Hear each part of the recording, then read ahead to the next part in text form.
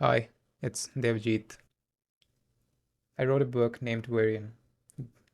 The full title was Werian Things You'll Likely Hear for the First Time. Most of the biographies we read are not self biographies, so they hardly depict somebody's actual persona. Nobody knows themselves more than their own self. And I decided to write this book as I was turning 18 because I wanted to jot down my principles and wanted to know what I believed in and recap on some learnings. That's where the wherein begins.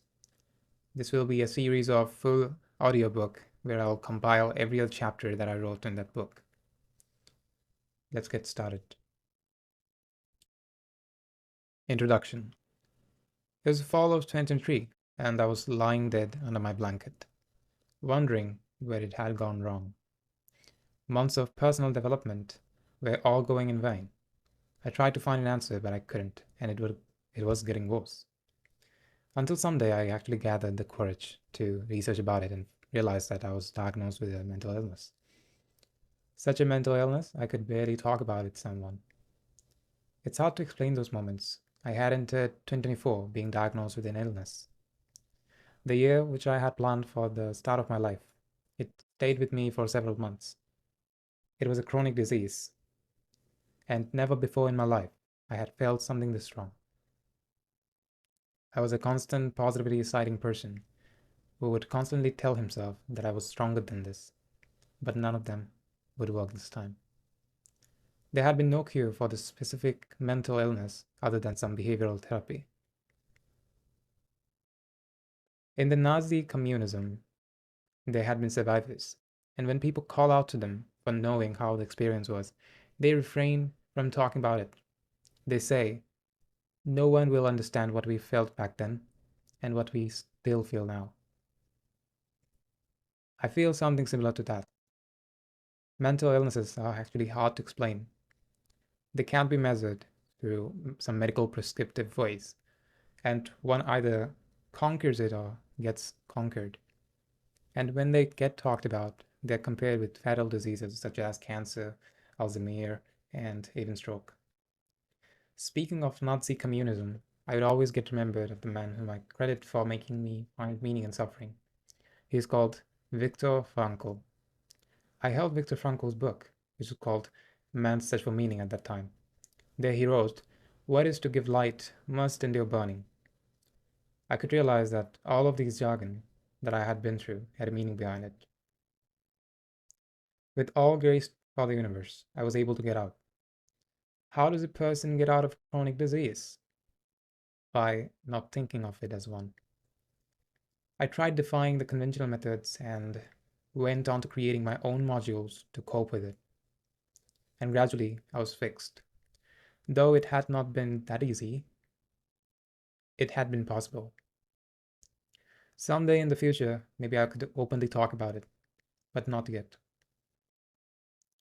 The most profound thing about the hour I'm writing this at is that I'm alive and I could have died a long time ago. When we read poems or stories, if the writers have perished away in the never ending time, we barely know what they meant by something. Most people have their biographies written by other people that can be called persona analysis, but no one can write a better biography than the one which he can write himself. In 1 month, I'll turn 18. For a date, I've already turned 18. And I decided to write down my core beliefs and why I believe them in the first place. This book can open gateways for you to think better. I included open loops for your thoughts to ponder around a specific topic for a while. Anyone who is personally connected to me might get in depth of what I'm talking about at any specific time. You can also find some of the most interesting ideologies that I've discovered within my life. One might finish this book in one sit, and one may gradually go through it. All of my understanding was shaped by the finest teachers whom I've never even met. Innovation is fascinating. It's really crazy how people whom you never saw in real life can change your life. Why do I do certain things I do? This was the core theme of the book, and I hope as you go through the book, you'd start questioning life and what you've been told about it. For anything you find profound in this book, the credit goes to my teachers, and anything foolish you find, assume it's my flaw. Some of the finest teachers of my life: Steve Jobs, Naval Ravikant, Kapil Gupta, Cal Newport. And I would also like to add some physicists like David Deutsch, from whom I understood the fabric of reality, and not quite understood, but I'm trying to. Also, the beginning of infinity. Physicists do an amazing job, theoretically and practically. From where I come from, it's the entrepreneurial world of the life. And I feel like technology is applied science. That's where I found myself mostly in. First chapter: Interestingness. We love to do a lot of things, don't we? Does it becomes hard for us to choose what to do? I've realized that most of the profound questions of life can be only answered when asked backwards. That's when we should answer the question of what do we hate not doing? Instead of asking yourself why do this or do that, ask why not. The specific word interestingness was learned from a book by Cal Newport. It is named How to Become a High School Superstar. After having been through only a year, but a little bit more exposure, I can say that no human was born to do something specific. If we choose to become X and work towards it, we will become X. It comes back to the module we adapt in life. The way I had learned about becoming something specific in 18 years of my life is the way I would have done almost everything. If I wake up one day and choose that I want to continue with whatever I'm doing right now, and let's become a serial killer, I would have picked a book on human manipulation in depth and watched some case studies of serial killers getting caught. Because of course, as a serial killer, I wouldn't love to get caught. No human on this earth was born to be fixated within a small identity. He is the universal explainer, explorer, and innovator. With the same body structure, people have conquered certain domains in the past, and they will continue to do so in the future. At last, that's where we are, where we contribute to the term people. All we need is curiosity and craziness. Second chapter was by the name Exceptionalism. If you look at the world, there's a sense of difference in everybody. Someone is rich, someone is not. Someone is happy, someone is miserable. But something that gives us an excuse of not acting on our impulse is that we think the greatest wonders on earth are made out of sheer luck. There are some analogies in the world which, even though you are aware of them, you shouldn't believe. Luck is one of them. If you believe in luck, if you believe that luck exists, you do yourself more harm than if you don't. If you're here there, if you're there in your life, hoping for that one day which will magically change your life, that one thing that will fulfill you for a lifetime, you're going to be humbled very soon. No one thing seems to change your life forever. Instead, if you craft it, you make yourself a good fortune, which shall serve you as long as you continue acting on it. It begins from the families we have. So many dull people are humbled by life. They have been bashed by life's reality so much that they are a little scared when they talk. Most parents aren't even sure whether their kid is going to make enough money to sustain themselves in the future, let alone thinking of building the next Steve Jobs within them. In the initial days of a startup that I've been one of the founders of, we had got an investor. He's not an investor by profession, but he is my private lecturer. I once heard him saying, "Exception is not an example." Later at that moment, I heard that quite a few times in my life. It's true that exceptions aren't an example, or aren't examples, but every example can be an exception. For example, this is taken from Naval Ravikant. If every human were to have software engineering skills by birth, what would happen? We could potentially automate most of the hardwares and machines and make our lives easier so that we can think about more creative things. Thus, if everybody would have a story to tell, if everybody crafted themselves as exceptions, the world would become a better place. Another argument against this thought process is that the term would vanish then. The term software engineering would vanish then. Yeah, partially true, but it doesn't do anything bad to the universe. Just because you have two hands doesn't take away my ability to get two hands by birth. And even though we all have hands, the term doesn't disappear. It doesn't do anything bad to the universe, does it? I used to talk with my classmates almost 2 years ago and how most adult people end up being miserable with the choices they are told to make by their family. My classmates just used to nod their heads in the x-axis, saying that only fools end up like that. Exceptionalism is a myth, as long as I perceive it from the perspective which my finest teachers have taught me. If you could calculate Elon's life, the way he went through his life and became him, by analyzing that, you would find yourself searching for some missing pieces. Because it all started with curiosity and ended with execution. I also didn't have a chance to dilute myself into the exceptionalism myth. The academic English book tried to make me read Steve Jobs' biography, which was quarterly baked, where they tried to cite the fact that these people are somewhat different than most people. If you try to see things differently, soon you start seeing things differently, and as you see things differently, you become different. And I don't know why people miss the first line that you have to move your head to get forward. That chapter named by change. Human life is valuable in this one fact that they can change, but it has been seen as an enemy of the society. When you change, the people around you shift, the environment around you can no longer recognize you. It genuinely sucks to be treated as someone you were 1.5 years ago. The physical realm, on the other hand, supports this analogy. If you murdered someone 5 years ago, and after that you stopped killing people, you'll still be in custody and jail shortly after. But this is not how we approach a mental change or mindset shift. I have seen something on media that one of my lecturers was saying, you have aced your 5th grade board exam, you've aced your 8th grade board exam, you've lastly aced your 10th grade board exam, you've given hope to your family that you'll ace the next board exam too. They hope that you'll become an engineer or a doctor. You have no right to break that hope.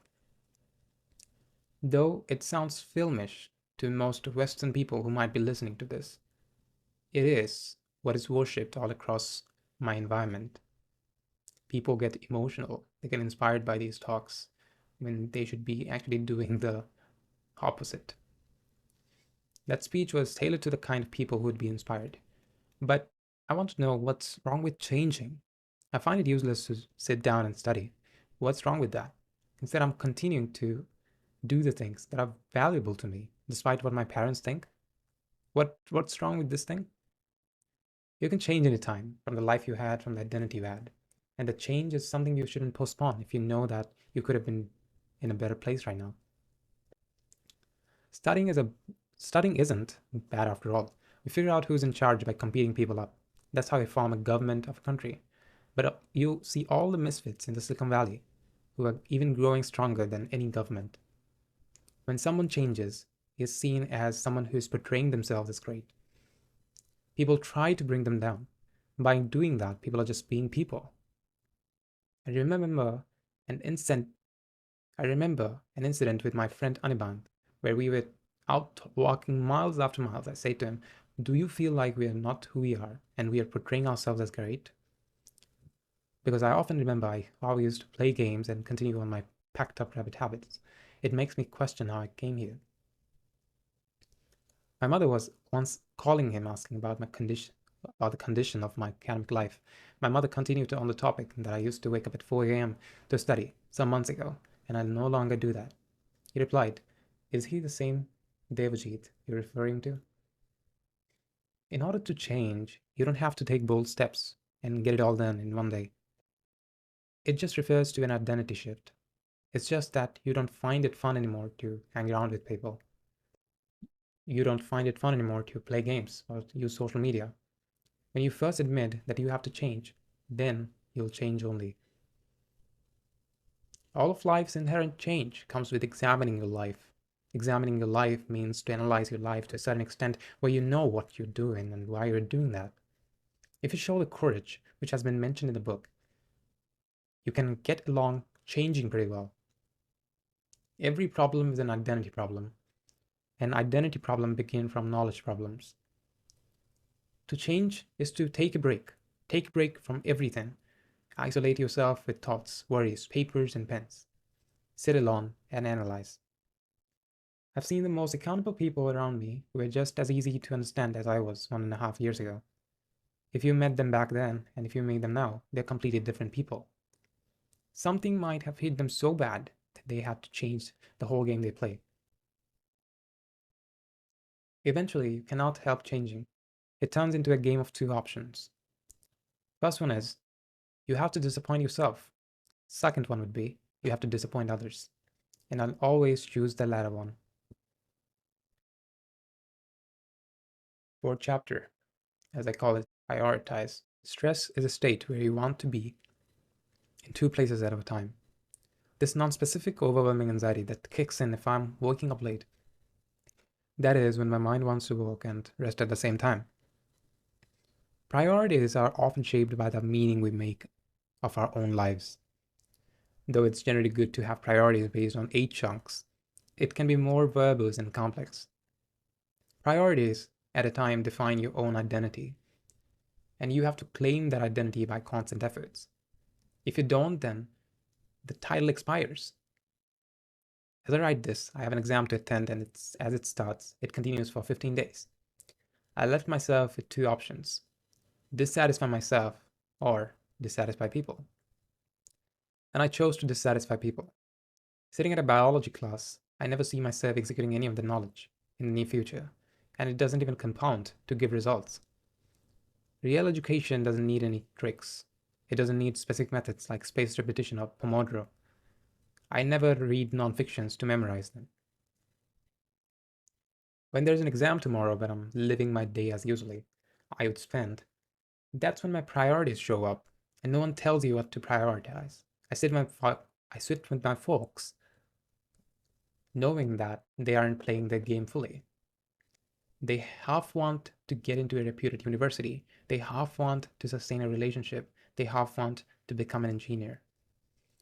I remember an incident where my math lecturer made me stand up because I didn't raise my hand when he asked who among the students wanted to be a teacher like him. He making me stand up asked why I didn't want to pursue that career. I just said there are loads of better alternatives. He wanted me to give an example. I said mechanics, entrepreneurship. Then he continued on why some engineers end up as private tutors like him. Here the priority game comes into play. Someone with a schedule full of learning and executing the learning, the underlying mechanism of everyday machines can't end up as a lawyer. Even if it does, it's either that he had no option left or his life's meaning changed. Are you falling into the same delusion of having no option left? Casual talks from where I am, surrounded by a lot of hardworking students, include them to say, I'll go into computer science engineering if I get into engineering university, or I'll get into dermatology if I get into a medical college. But where is your priority, man? Have you already lost? How to know what to prioritize? As I've said, ask yourself what I hate not doing. That reveals the work that you had ignored for all this time, something that you waited for the time to come. Sit with that from that very moment. Ignore all of the distractions. On the other hand, if you are someone who has a bunch of priorities, I would tell you to ritualize. David Allen's book of Getting Things Done has a good module to schedule your everyday life. At a given moment, you choose for yourself what you want to do. What you want to do is focused within two tense: present focus you and future focus you. When I'm laughing around environments which would damage the depth of my underlying self is when I'm enjoying and I'm present focused. When I'm constantly receiving feedbacks from my environment and head for what the best would be for my future self, when I don't indulge myself into applications and crowds, I tend to become more future focused. There should be a balance between these two, but I'm admitting that I am more future focused and I am trying to change. When it has been long since you last felt unstoppable, when you've last felt a sense of depth, when you felt the most connected to your work. You just need to quit from all other things. In the startup world, everybody talks about breakthrough, incremental progress, or 1% better every day. It doesn't work. When a finger gets infected, you may apply medicine on it daily or pray that it gets fixed. None of them would work if you don't want the infection to spread anymore and you're tired of the chaos it's causing. Just cut it off.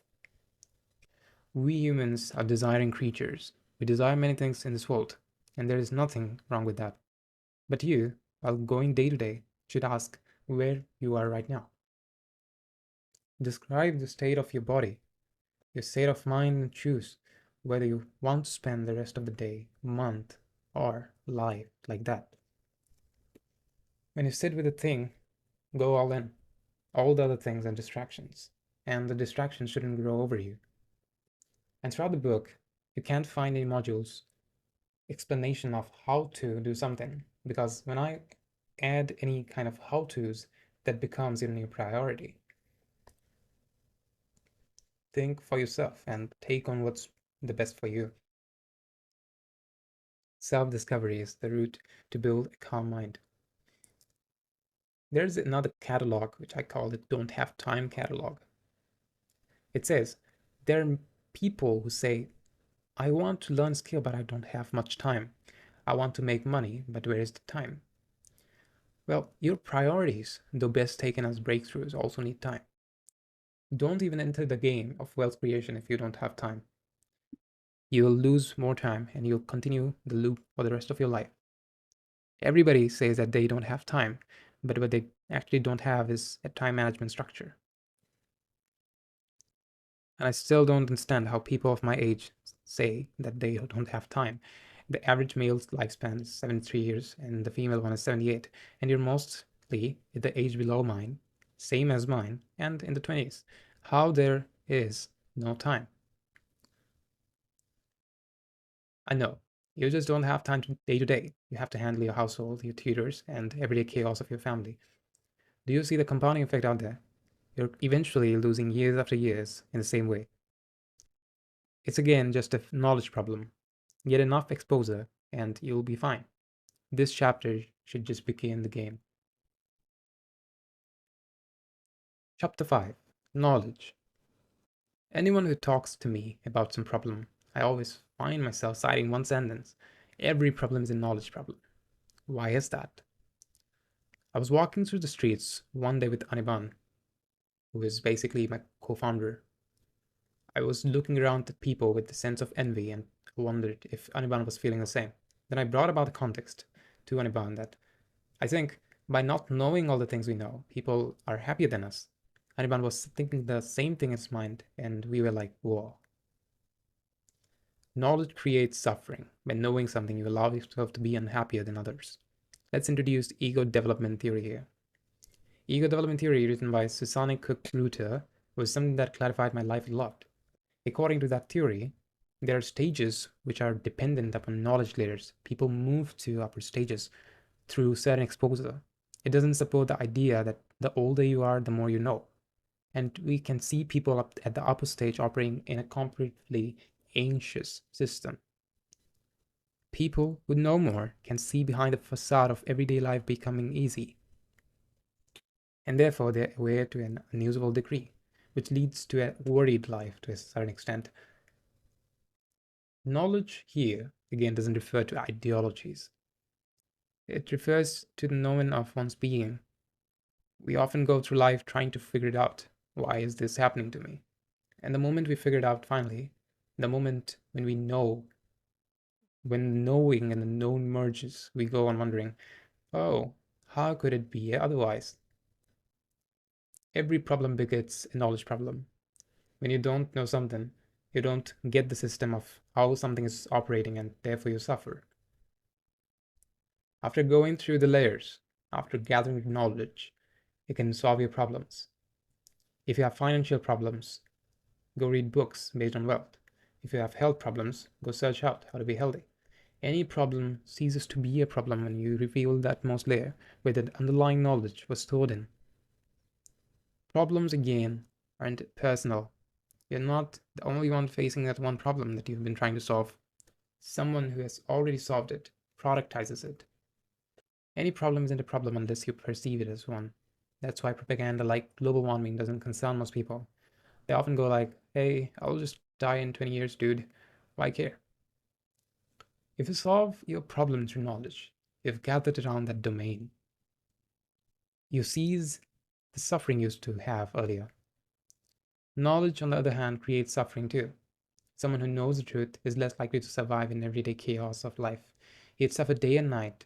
Someone who sees life from a third or fourth or fifth perspective suffers the most. Nothing is authentic to them. Their thought process are not in any way systematic. They question themselves, ruminate if it had been their responsibility to solve the world, and surely they end up solving the world at last. But it comes back to happiness equation where I have been pondering around for a while. The math goes like, again taken from Naval. Yeah, it's true that you're unhappy because you know too much, but if you're so smart, then why are you unhappy? Intelligent people are good at figuring out the underlying layer that causes suffering. They can uplift that layer, toggle around it, and play with it. This is how knowledge sees suffering as well as cultivates it. People operating a higher consciousness stage see the facade behind everyday life being easy. At the same time, the lower stage operators don't even care to do that. To an extent, if a person at a higher stage is not killing themselves, it means that they have found the underlying meaning behind all these, or still are trying to find that. And this following thing was beautiful. Do not believe that he who seeks to comfort you lives untroubled among the simple and quiet words that sometimes do you good. His life has much difficulty and sadness and remains far beyond yours, were it otherwise he would never have been able to find those words. Written by Rainer Maria Rilke. Sixth chapter, Bakfa Beliefs.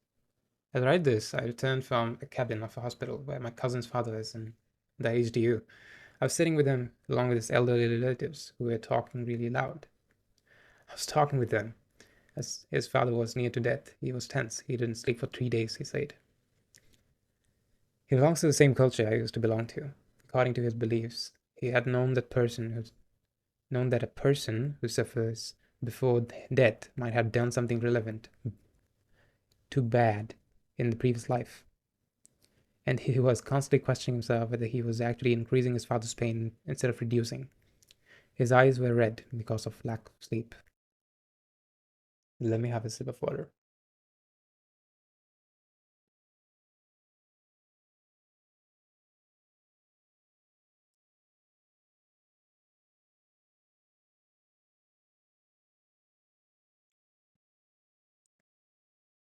His relatives constantly cited talks only related to his father's upcoming death. If you ever sit with someone in a similar situation, don't decide what's already happening. He already knows that. Become a presence of yourself. Talk about things you'd enjoy to talk about. It's been hijacked. The rule of laughing while you're supposed to be in pain. That's supposed to. Scary. I'm not trying to talk about death or elaborating how-to questions related to death, though we'll do that at the end. Notice the part where my cousin is ruminating in his mind. He's in shock, as his belief says his father might have done something wrong in the past life, and that's why he is in pain. Sometimes we adopt beliefs which later on work against us. Here, his religious belief backfired him, and that's why becoming a zero is important. In a given situation, our top priority should be searching for usefulness. That's when they say what is useful is always better than what's true. As a person adopts a new belief, may it be in his early life or his mid 40s, that new belief becomes his new prison. If you get dissatisfied with the structure you have in your life and go make a schedule for yourself, you're getting up a loop to be dissatisfied when you fail to fulfill the schedule. It can be interpreted that you get out of a prison just to make a way for the next one.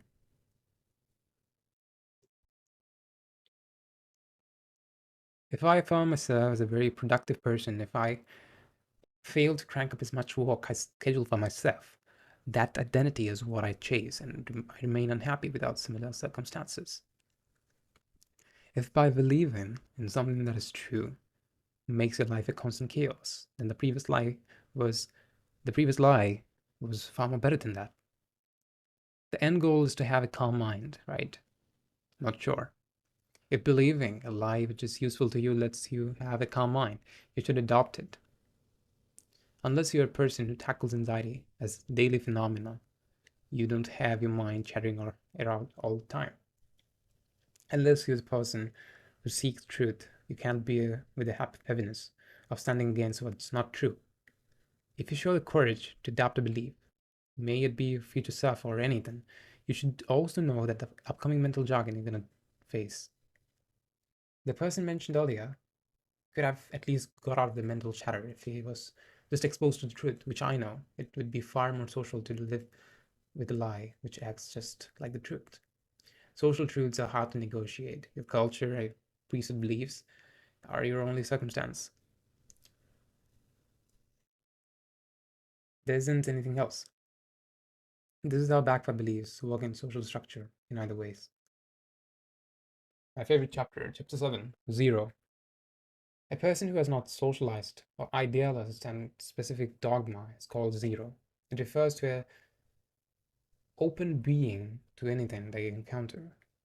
They are always ready to take on an uncertain venture to change their beliefs. They are ultimate zeros. How do you verify something for yourself? As I write this book, I almost try to answer calls for everything that I do, everything that can be potentially questioned. For many people, including me, we fall into dogmas and ideologies. We believe them because they have existed for a long time and someone told us that it was right. Yesterday, I was studying a upcoming Bengali exam, and there was a sentence in particular which sent me to a hypothesis. It was the fact that God, even though he had no lackings, he created us. Previously, I used to believe that there are an infinite amount of gods, as everything has a cause for its existence. Then I realized that if there's an infinite amount of cause for something to happen, it could never happen, which I've solved, by the way, the infinite regress problem. According to me, it's kind of like a mathematical dilemma. We still don't know whether nature has infinity or not. And I've hypothesized many learnings within 6 months. That's where my teachings come from. Something had defied the laws of physics for existence. And it's not a conclusion that I'm settling down to. I'll write it down when I solve it. This was the latter part. This is how you become open to anything. If you go through everyday life, you can find yourself making sums of percentages of things happening around you. Nothing actually has this 100% certainty in depth. We always go from strong to slightly less wrong. There is nothing called truth. And the things that are called truth are the ones that are most falsifiable. Anytime you approach life through your perception, you get questioned. You open a pathway for yourself to be proved wrong. People who have a sentiment for their personal beliefs become angry, vicious creatures when somebody stands against those. As every other English word is hijacked, I find myself citing this word, partially true, a lot, because everything has some amount of truth into it. Anything that you see around that seems unacceptable has some amount of acceptance right into it. Ideologies and dogmas aren't something that only religious people fall into. That's a myth. Anytime you find yourself citing an opinion when you don't cite any, is when you are dogmatic. How do you actually confirm something for yourself? How do you actually know beneath your heart that this is what I actually believe in? Self-experimentation is the ultimate form of experience. The role of society is to make every problem your problem. And when you grow up in day-to-day life, your mind gets filled with various ideologies. Even though these ideologies are hard to break out of, they're important to break out of. I was midway through the year 2023 when I found myself having a linear and scarcity mindset about everything else, every other thing. Having great wealth, having more money, having more peace, everything. I was lying every day within oblivion, trying to solve these equations of dogma. This stage is as strong as death. This makes your life examined again. It's like seeing to the facade of everyday life being easy. And once you get out some amount of analogies, the pathway opens up and you can now easily break out of some other beliefs. For most people, they fall into the dogma of thinking that the world is the way it is, you can change anything. As a result, they remain constrained within their mind and never truly experience the ultimate depth of life. Some weeks ago, one of my friends were talking about how beautiful the world of debating is, and I said like it's totally useless. I organized An organized debate is where you sit in front of a group of people, you get given ideas to ponder upon, and within 5 minutes you're told to make up an opinion and verbally fight for that opinion. Yeah, this is useless. If you're making debate fall into the space of communication, I can agree to some extent that, okay, this is fair. But if you tell me that you can negotiate well by participating in debates, self-analyze that.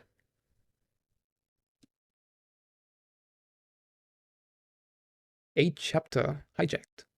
Anytime I'm talking with people, they become too much hung up on the specific words I use in the sentences, and they can't think out of those things, and they feel like they fail to understand the underlying depth of what I was saying. I mostly skip college classes. I famously love to do nothing, and I just skip them to find a lone place where I can just think. One time, I dropped into a Bengali class, and there was this writing named "The Play of Literature" in our academic book. To understand the point broadly, our lecturer started telling a story about a kid who was a relative of his. One day, that kid got frustrated with classes, and along with his friends, he attempted to run away from the school. There was a gatekeeper, so what they did is that they kind of bashed the gatekeeper and climbed over the wall and jumped off the other side. Later on, the kids were brought to the school to receive punishment. A Bengali lecturer was out there, and he kind of protested that punishment with saying that if a kid has the courage and determination to climb over a wall and find ways to escape at this age, it shows potential.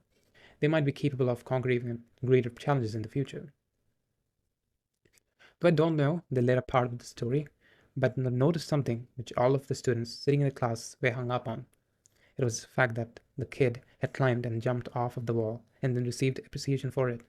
The students around me concluded that they should also enter the college climbing up the wall and jumping off of it.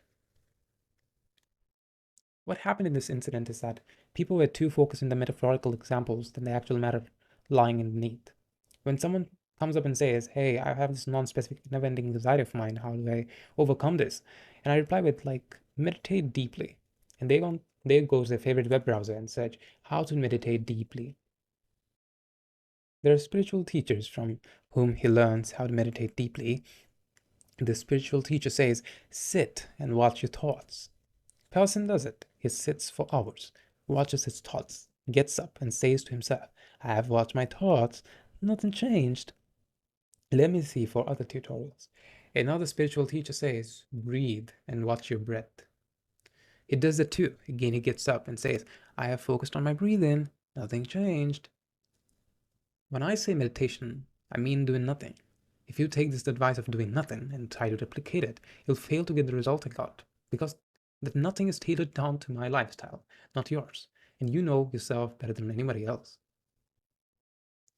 When I say anything, the preset perception you have in your mind about the definition, that's in all way relative perception. But by following what the spiritual jargon cites, you become nothing but an automaton who just sits there and watches his thoughts, or a human vacuum who's just sucking up air. When I'm talking and word comes up, let's say survival. For me, surviving refers to thriving, actually. But in the other context, in the same passage, it might be that someone whom I'm talking to may just interpret surviving as thriving, may not interpret surviving as thriving. This is why English language is hijacked. The English authority has already attached a picture with everything that I utter. It's even a problem. You can't think critically with these language systems.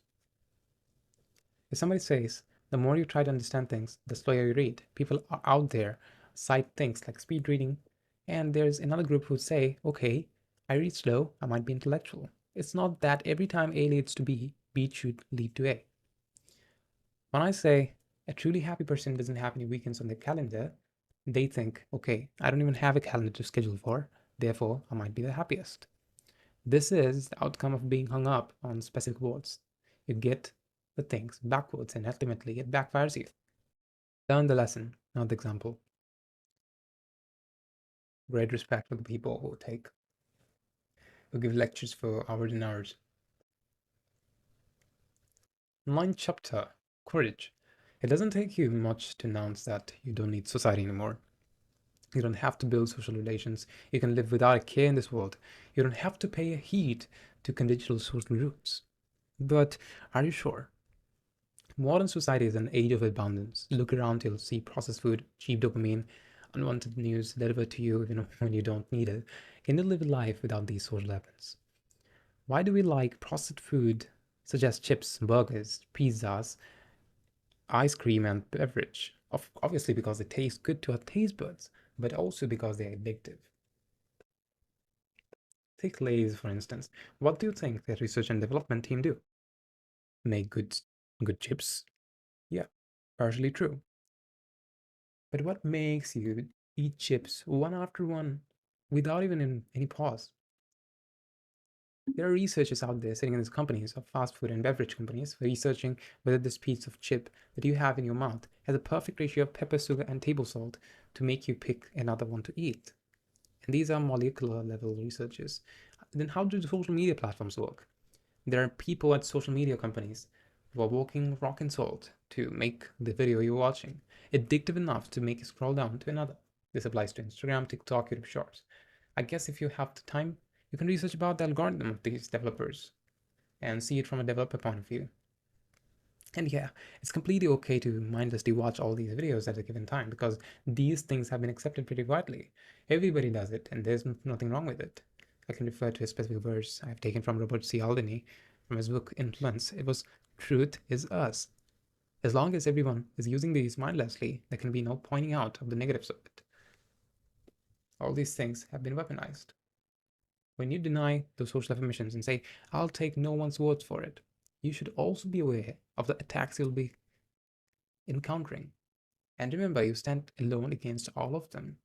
Most misfits you see around, they know the consequences of denying social conditionings and rulings. But by following them, you'll know where to become them. And I'm not an anti-social media or technophobe. I have my own social media platform that I'm building. People like Dan Coe, Neville Ravikant, Tim Ferriss, who have great impact in my life, are pursuing meaningful life on social media. And they don't have that infinite amount of news delivered to their feed. Out of nowhere, you visit YouTube to learn about something, and a channel named News Jerk presents an unwanted news into your feed, which got 4 million views.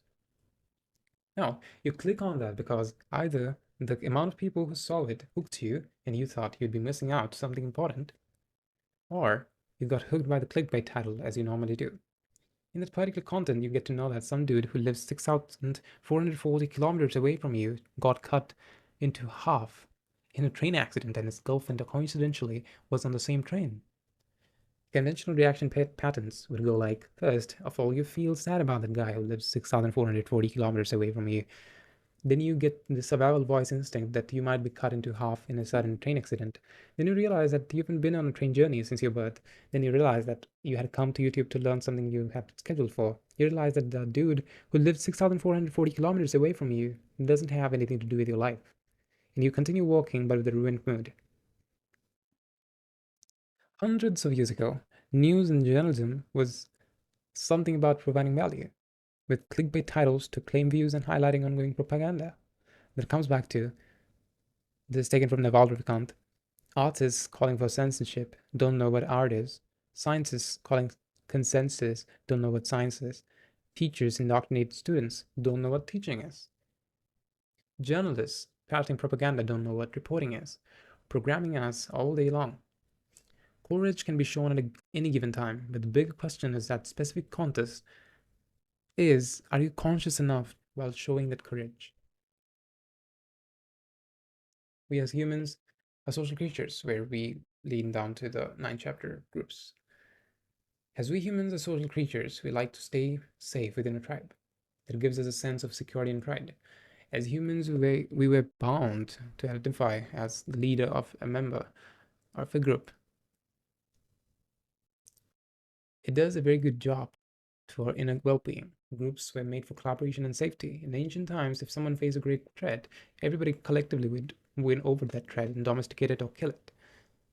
Groups are supposed to be a reliance for any given individual. If we talk about groups, how groups are formed, we have to look at the intersections of interest, desire, and purpose.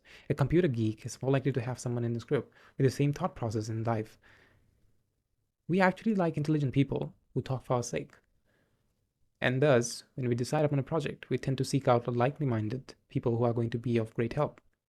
When you say when you stay with the person for a long time, you eventually just become likely minded. It's natural. You tend to agree with whatever anyone says in the social circle. It can harm to you to a certain extent, but again, it can foster cooperation. But the value you bring with conflicting and contradicting genuine opinions is way more better than imposed opinions. Groups never admit failure because at the end of the day, they have the mass, and whatever they say might just be the truth. And certainly, it's hard to go against a group because they have a strong belief system, which can also be tagged as delusion. Individualism is 1,000 times better than collectivism. Individuals are open to acquiring knowledge.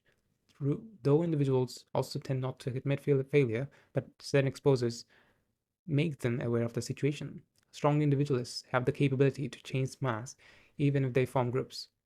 Changing groups or setting out of a group seems impossible because people like you treat you as you've been 1.5 years ago, I've stated before. They try to bring you down by making you feel like you're portraying someone who is great. And old identity is struck within people's minds and they continue onwards. I remember a time when I tried to get out of the overachiever groups 2 years ago.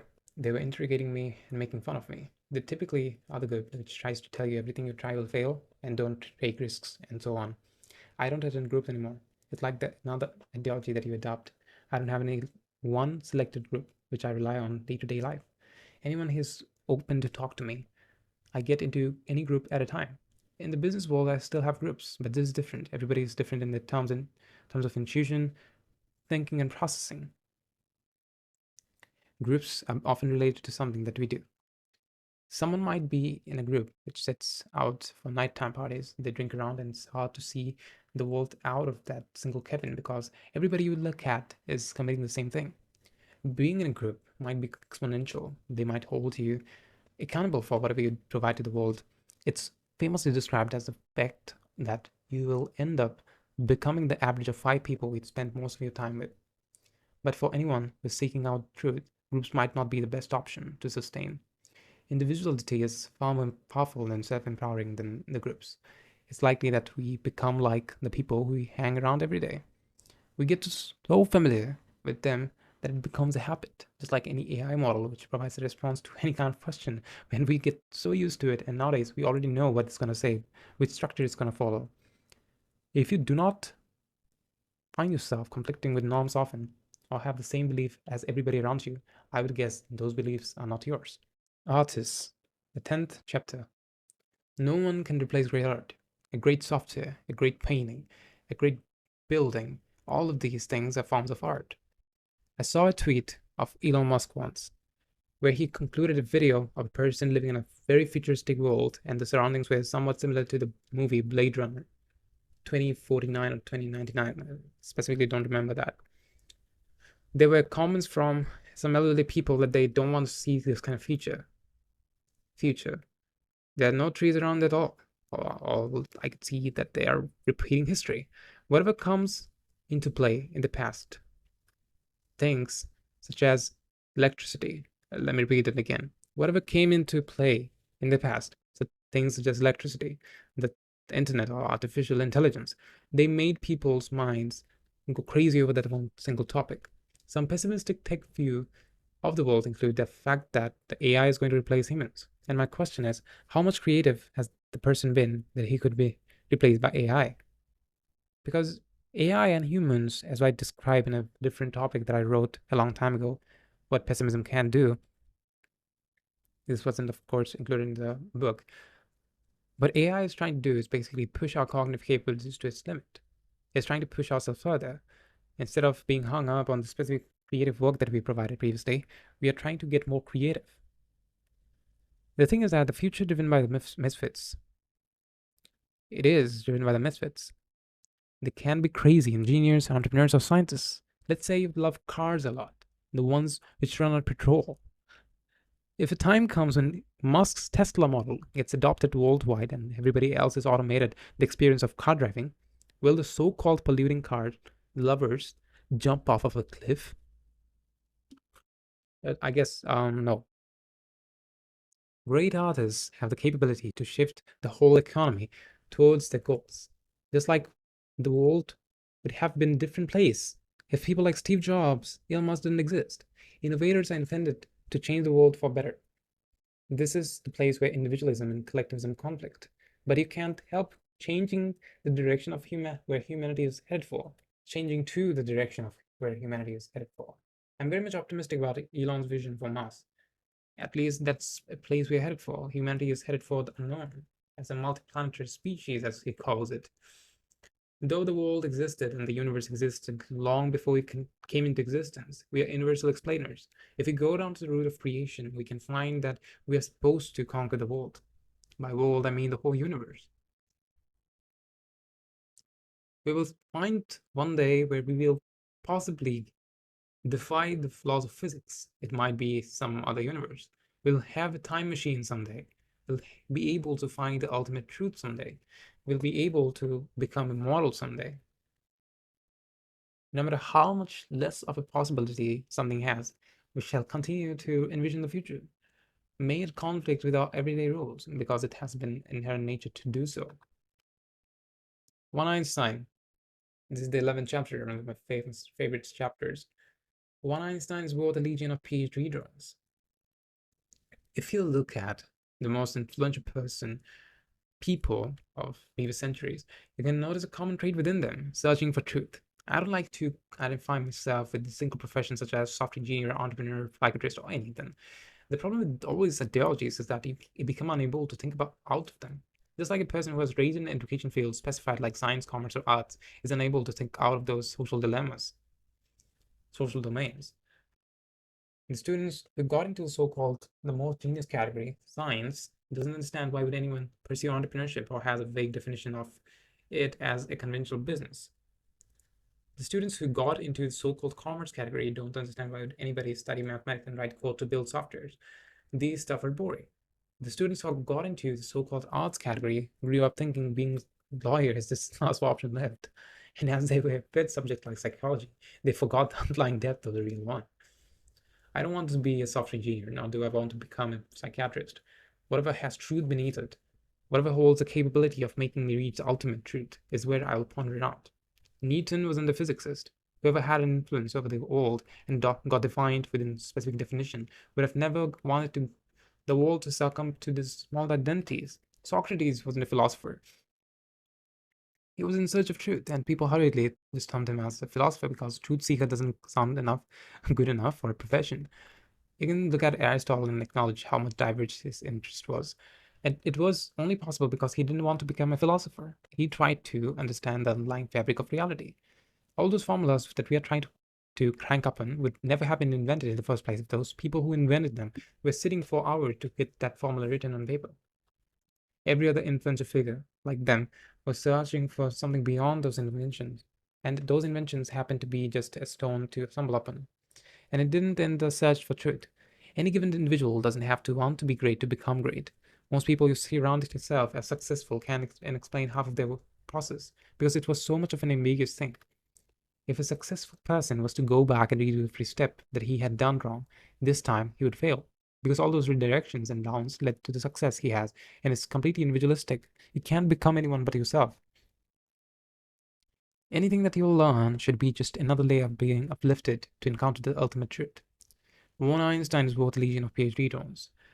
You can combine legions of PhD drones, and still they can't result into an Einstein. One Steve Jobs is worth a legion of conventional businesses. You can combine a legion of factories, but they still won't be able to make their ways to become Steve. When you look at everything around and see everything has a label of made in China in it, we get afraid that China might take on the world economy, but anyone can't show me the last time they invented something that was sustainable and changed the world. Okay, as I review this, I get mad of DeepSeek. But yeah, the technology is not substantial yet. They got a massive population. All they can do is globalize things. The invention beats up globalization by mere counter-strikes.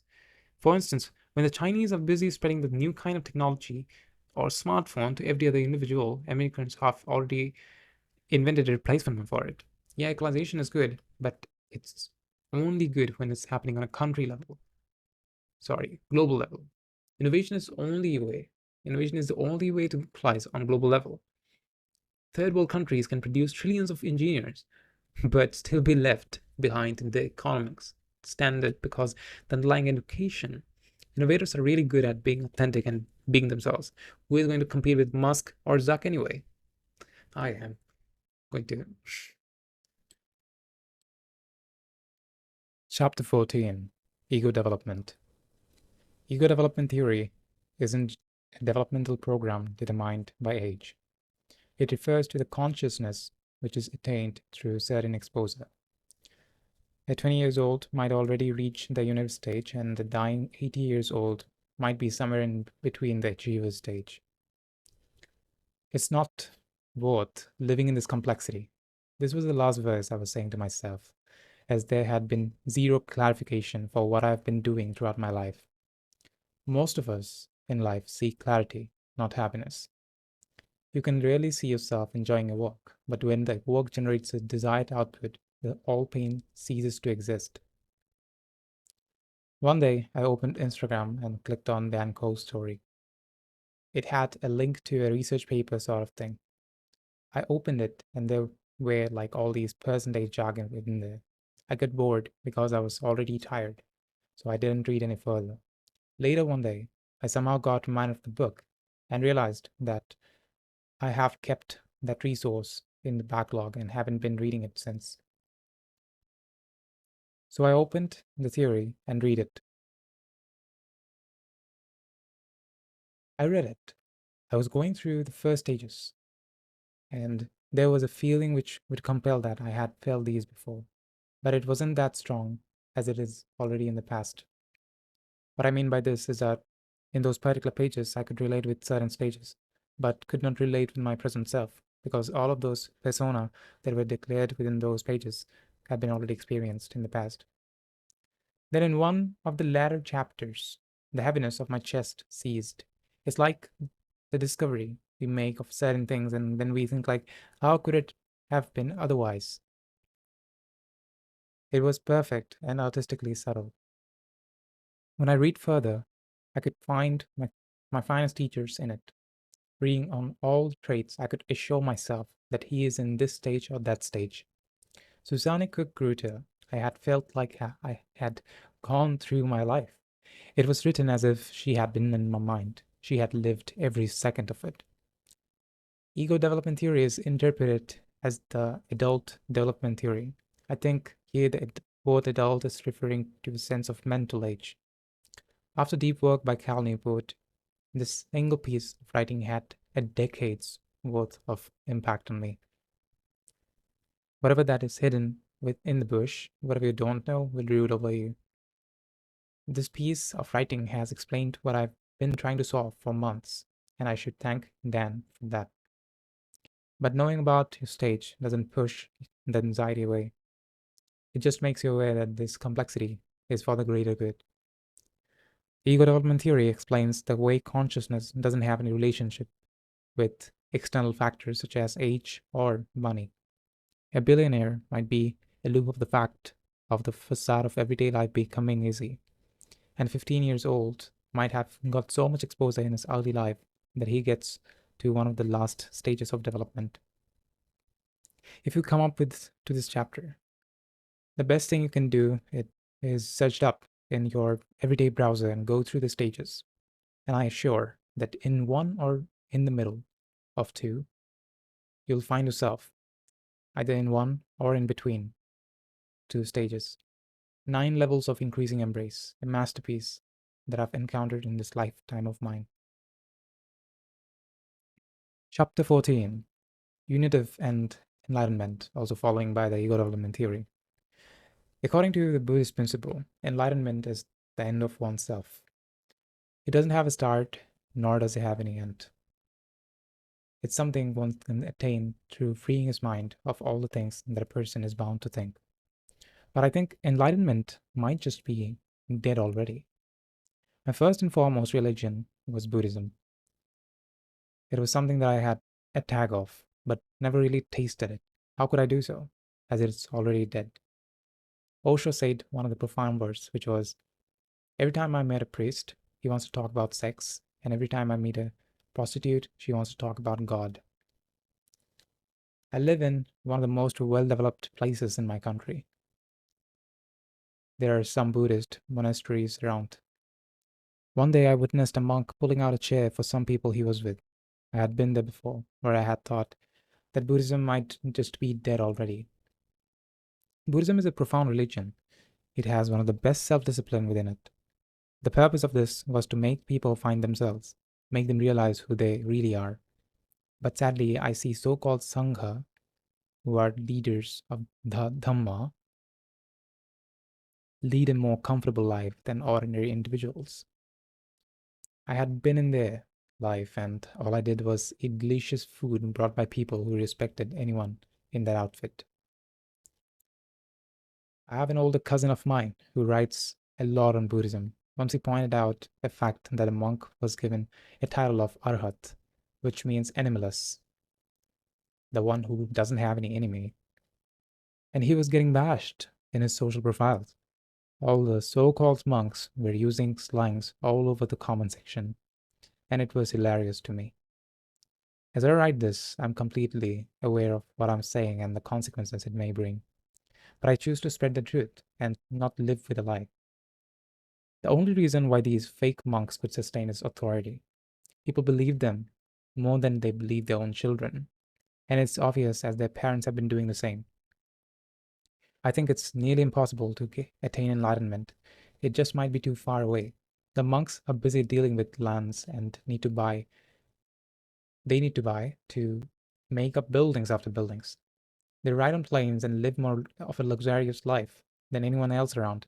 And that's to be said, Buddha himself wasn't a Buddhist. It is easier to be more conscious through certain exposure. That's where the last stage of ego development theory comes into play. It's easier to materialistically be successful and attain happiness than to attain enlightenment. When you go through life, you receive exposures and they shape your worldview. Someone who had been exposed to the good side of technology might just become conscious enough to make the best use of it.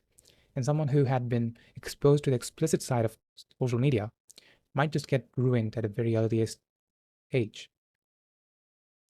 Through various exposures, you get to the so-called last stage of ego development. Anyone might just not want to become enlightened. That's completely okay. Seek out for more knowledge, more exposure. You'll find yourself solving life's profound paradoxes. And the time you sit with any actual monk who is meditating in a deep state somewhere around Tibet, you'll be having answers and questions that you both might have, and you just have a good conversations around it. Seek out for more knowledge, more exposure, and you'll find yourself solving life's profound paradoxes. And the next time you'll sit with any actual monk who is meditating in a deep state somewhere around Tibet, the unitive stage questions the underlying fabric of reality. As enlightenment imposes on the belief that everything is impermanent, unitive stage tends to question it. It's when the knower and the known merge to become one. A person at this stage may seek out the ultimate underlying reality, whether life is truly impermanent. The unitive stage is where you feel humble towards every other thing. You might just get happy with the existence of everyday things.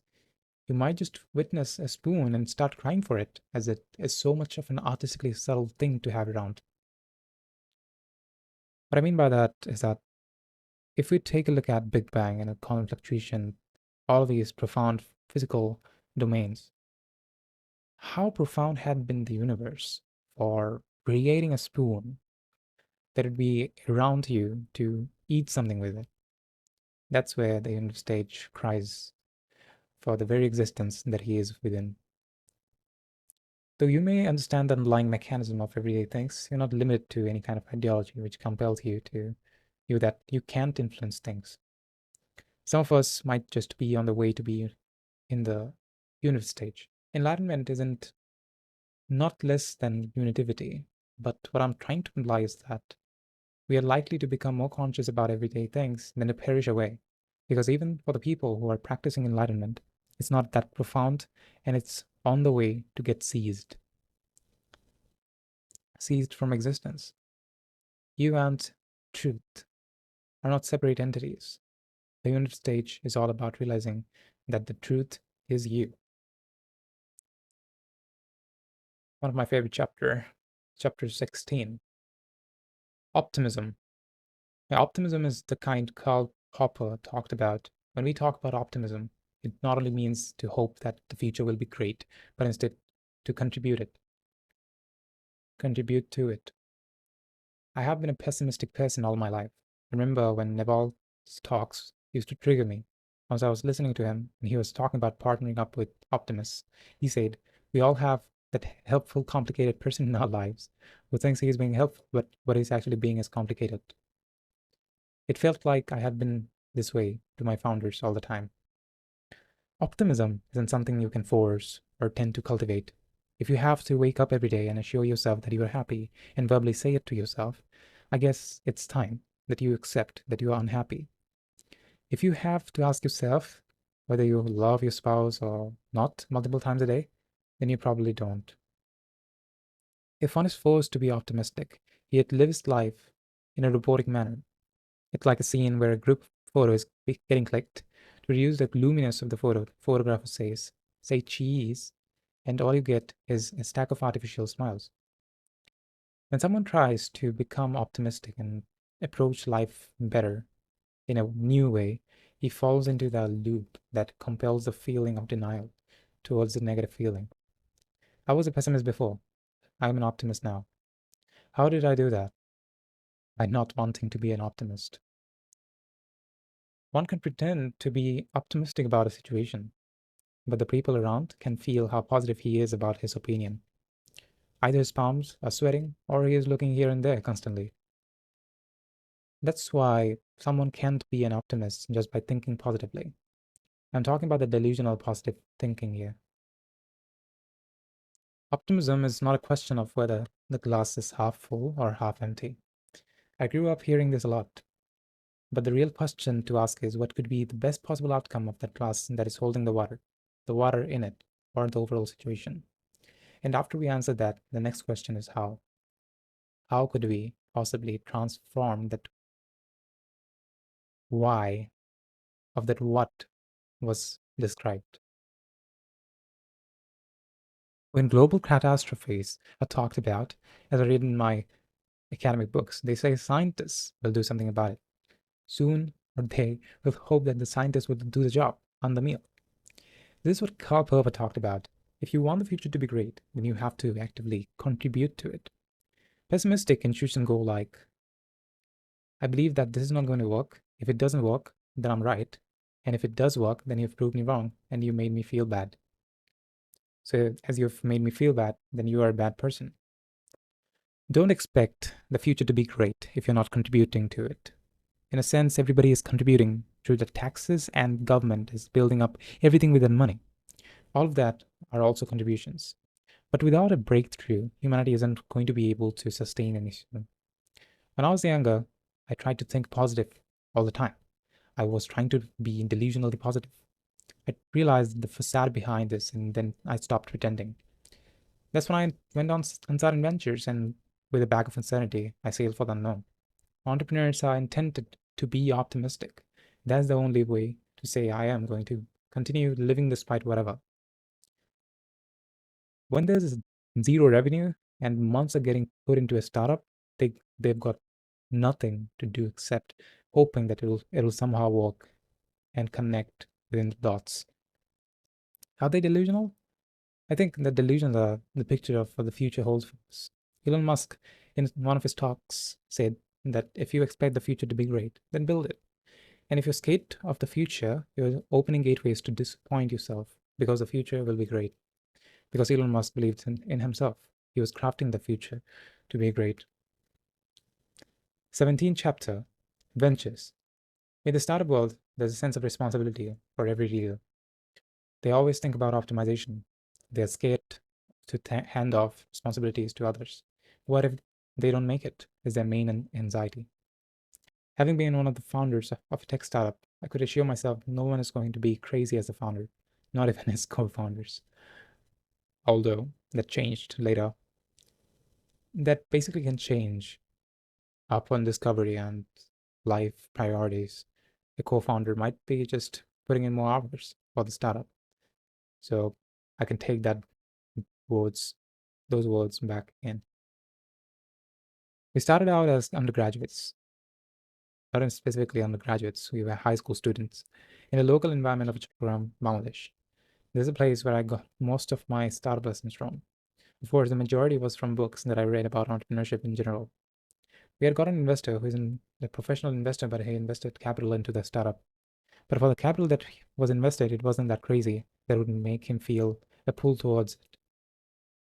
He was the brand ambassador of the startup too. I know it feels weird to hear these roles. I could feel a sense that nobody actually cares about what you do unless it's a product that is taking on the entire region. People hardly talk about things here. Anybody making an airplane with bamboo gets more recognition than the actual innovations.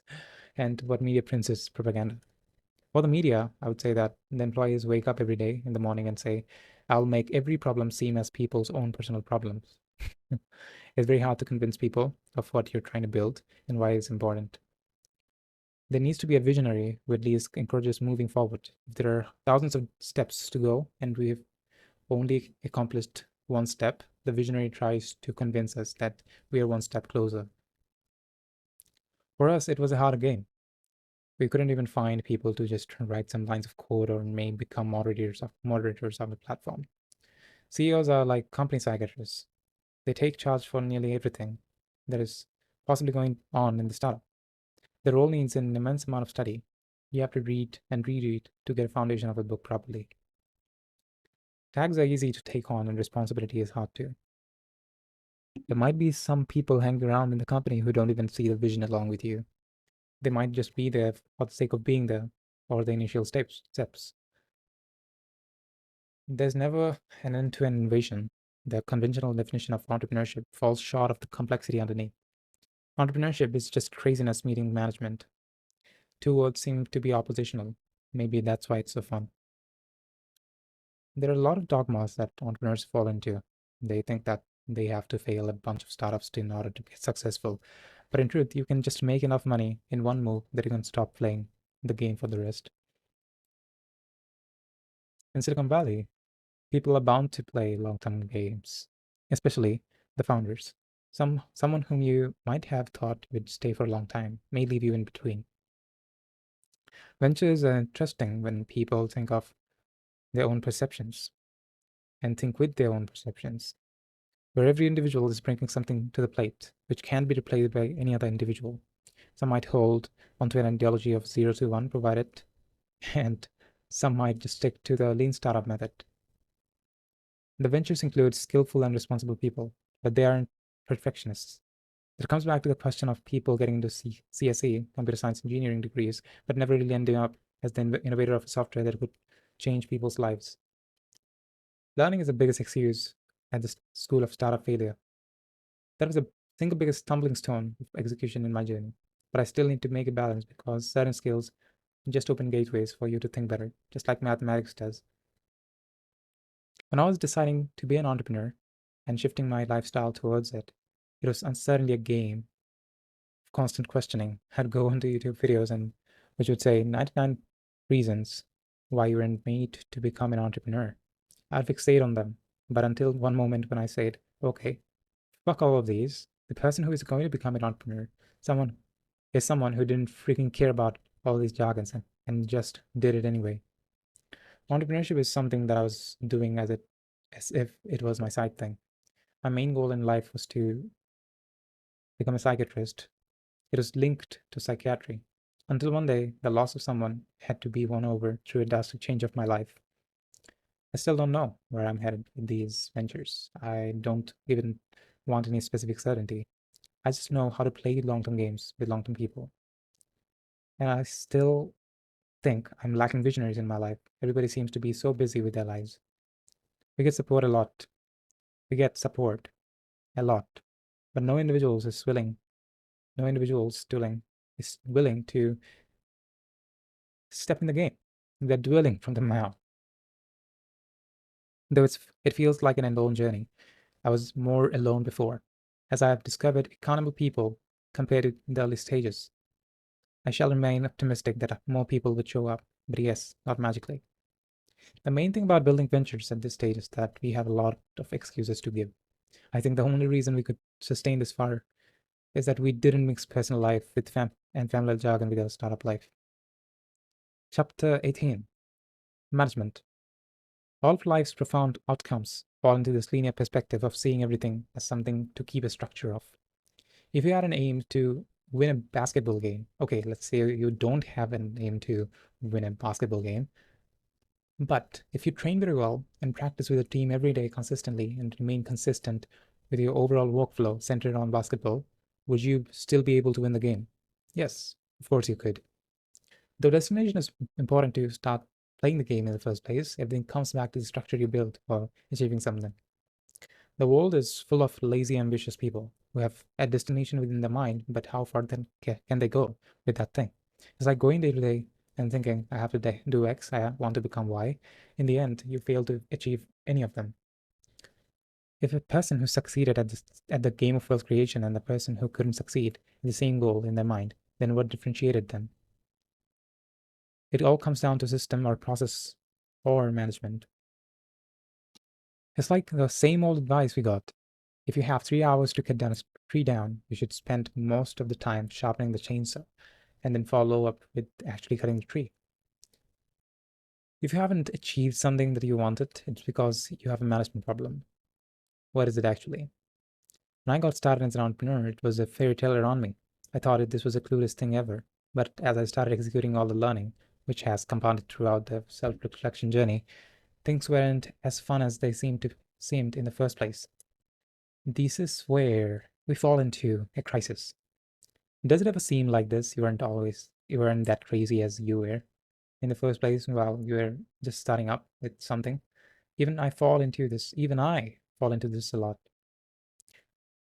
But still, I ended up, or still I'm continuing what I wanted to do. How so? Let me break down this paradox for you. If you're getting stressed every day about the things you're not getting done, you even question whether this is the right thing you still want to do or not, you just lack clarity again and again. If you're fighting for the thing you want to do, it's like you're constantly in a tension of not getting that thing done. It's usually your transcendence speaking. Transcendence, as another hijacked word, refers to ultimate being, which compels you to become who you can be rather than who you are. If you're fighting late at night to stop the chattering reminders against what you want to get done, you still want to be that thing done. And I can assure you, and it's easy to fall into the quick highs. For example, when I'm roaming around in the company of people, I don't feel that stressed. It might be good to an extent, but it's just for a few moments, and your mind will still continue chattering while you go to your bed at night.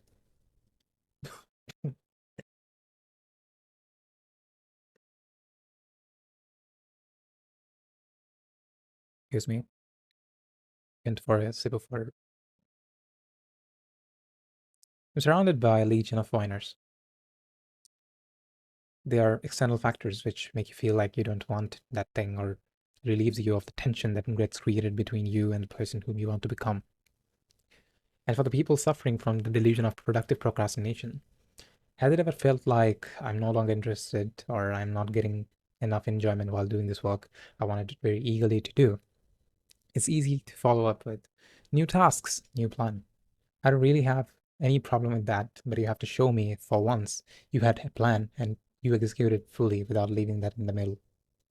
The reason I can't build $1 million business is because I lack entrepreneurial management. The reason I can't build a great relationship because I lack relational management. The reason I can't build an athletic body is because I lack physiological management. Things really seem not to be cool anymore when you're stuck in the middle of an MVP and you feel like quitting. Instead of thinking entrepreneurship is a very cool thing to do, realize the creative and managerial discipline. If you can take that on, you're welcome to the show. I was sitting at my college library once, reading a book of project management. Unknowingly, I sat in front of a business book aisle. And after reading for some minutes, I looked at the dial, and subjects were accountancy, management, banking, finance. There's a managerial part of the game of entrepreneurship. You can't deny these. Silicon Valley startups, which go 0 to 1, are losing the craze because eventually they end up doing things. Yeah, craziness is important, but if you are just crazy without the managerial discipline, then you'll make yourself jump out of a 15-story building of Silicon Valley rather than building a startup in one of them.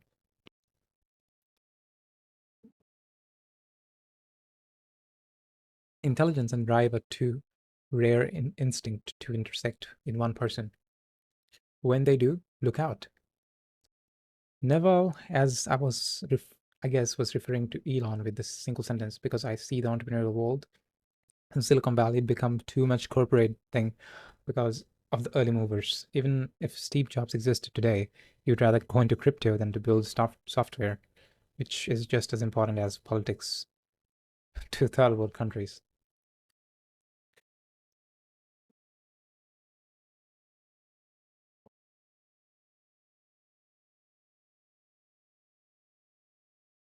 Software that is as important as politics is to third world countries. 19th chapter, money. Most people have a vague definition of money. In school, we're taught statements like money is the root of all evil. But we all somewhere believe that in modern survival, money is something that runs the whole game. It's how you transfer wealth. It's a game that most of humanity plays, and there is nothing inherently evil in playing it. I grew up in a family which had a mid-income level in the social hierarchy. As a result, the people I was around were somewhat scared, didn't want to take risks, and wanted to play the go along to get along game.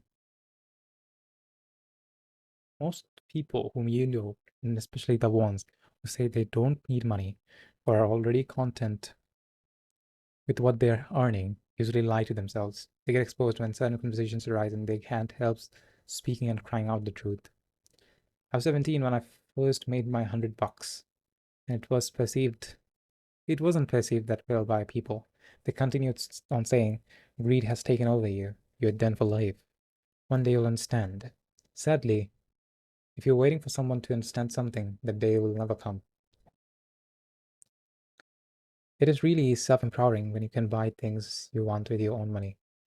And as I was early in this game, though late comparatively, I could be open to opportunities I wouldn't have seen otherwise. I'd rather have an abundance of something than to have nothing at all. For some specific cases, of course. People around me always faced money problems, but when it came to an individual taking control of his life by solving his money problems, they tried to take them down by statements they have heard from their parents or relatives. Wealth creation is a game that is worth playing. If you don't want to play it, it's completely okay, but don't try to take the people down who are playing the game. These are Naval's words. That's the game that keeps the fan rotating over your head, the phone buzzing in your pocket, and water cool in your shower. People who say that they don't need money or are completely well off without it, playing the other game, which is called the status game. They portray themselves as important people who represent a large amount of content without money people. So the people are called content without money people. They're the seekers of social approval. When someone asks, how much money do you want in life? People get a little scared. They'll think like, if I say big amount, they'll represent myself as a greedy person. If I say small amount, then they would think I'm not intelligent enough. The thing is paradoxical. If you live for someone or something beyond your selfish desires or needs, you want an abundance of money. You tend to create more opportunities and funnels of happiness by having an abundance of it. And money has its own limitations too. Money cannot solve all of your problems, but it'll solve your money problems. If you're stuck by the wayside of never-ending traffic, your mind continues on chattering things like, if I had a car, I could have reached the office before this traffic. If I had a helicopter, then I would have flown to my office. If I had money, I wouldn't even fucking go to the office. It's completely okay to have these desires. As humans, we are wired to have desires. In this modern world, money allows you to have autonomy. It's the art of being able to wake up and say, I can do whatever I want, as long as I want, with whomever I want today. Freedom and autonomy are two different things. Freedom is absolute zero, and autonomy is 1 to infinity. A lot of my peers want financial freedom, but you won't be able to buy yourself that financial freedom unless you own a piece of your business. Piece of any business. You will not even any business, but a substantial business that you seem to find will make a difference in the future. Even if you're a doctor, engineer, or a lawyer, if you don't use your intellect to build assets, you won't reach financial autonomy in a lifetime. Most of our time is spent to make money, but what we should actually spend our time is to do more work, and money should buy us time. And about the limitations that money has. Money can't buy your way to happiness, but it can drive you to common causes of unhappiness. Quoting above, some things are there which you should never bet with money. Their respect, trust, and love. No amount of stocks can make your kids love you, but surely it does impact their lifestyle a lot. Again, no one's life can determine the other ones. One doesn't necessarily have to be wanting to be rich to become rich, but it doesn't mean that one who wants to be rich won't get there. It just refers to the process and the principles to abide by when you're on your path to make it. When I started making money, I was questioned with several social things, like why not do it in a university? Your friends are studying hard and you're busy with all the things we don't want. Well, I couldn't care about what you want. Will this book get published? I would be less stressed compared to when I'm writing this. I will have better health. I would have increased my personal level of happiness, and I would have reduced the personal level of unhappiness. That's what money does to me.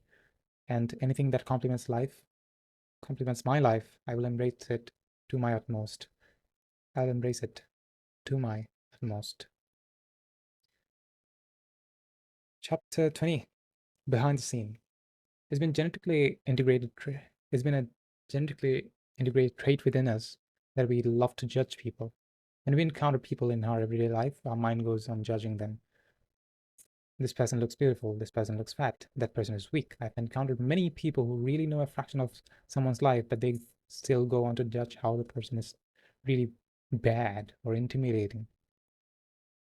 For the ones who go through day to day seeing people badmouth about them, I would say no one can see you.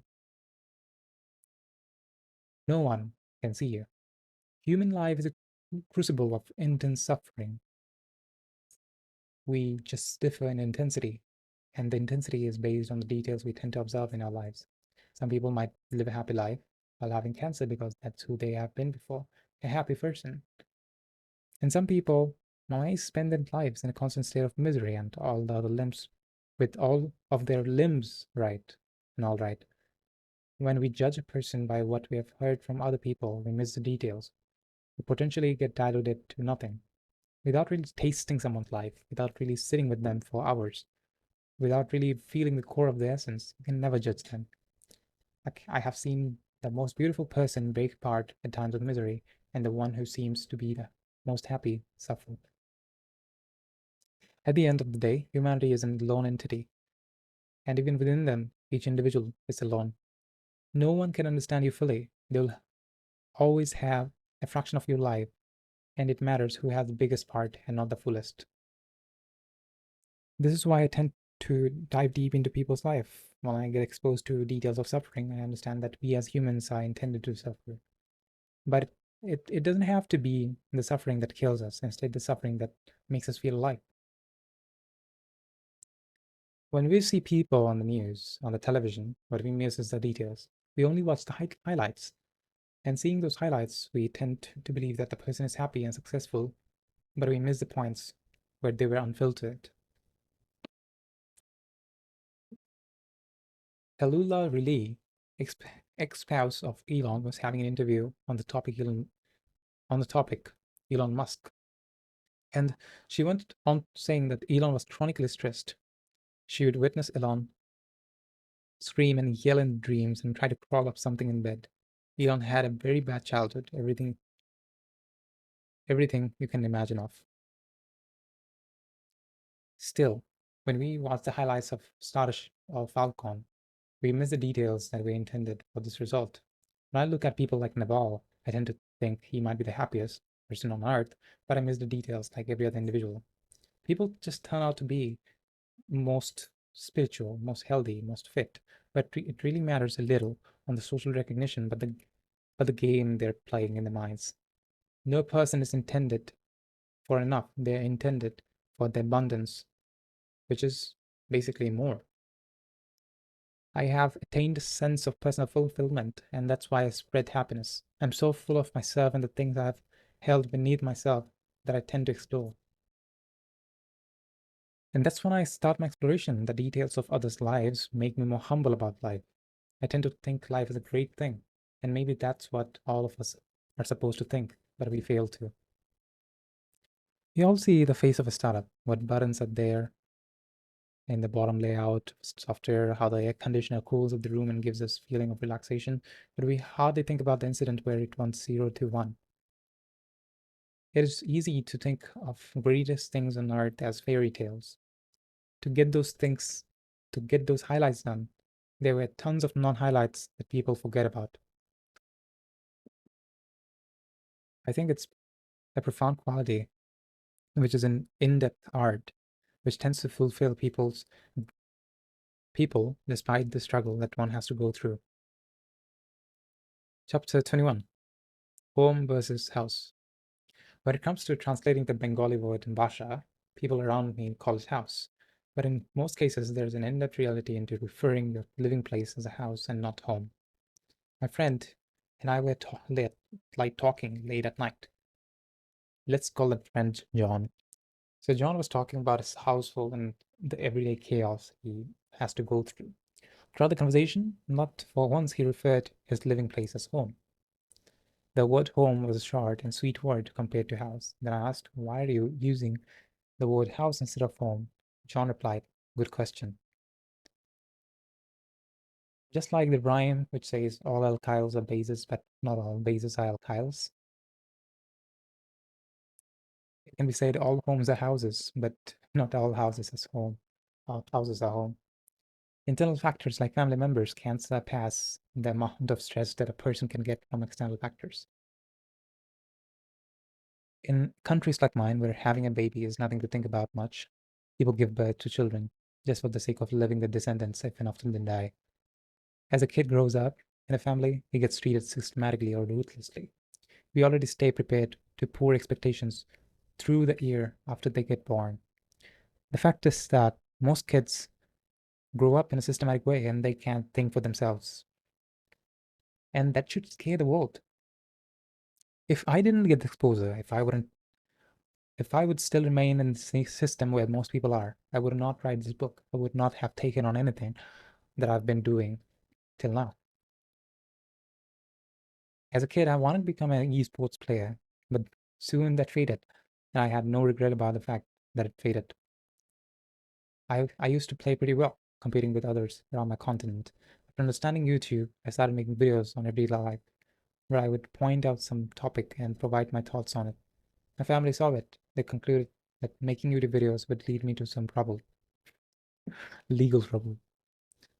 Nothing destroys your kid's mind more than your indoctrinated pessimistic system does. I could break out of them.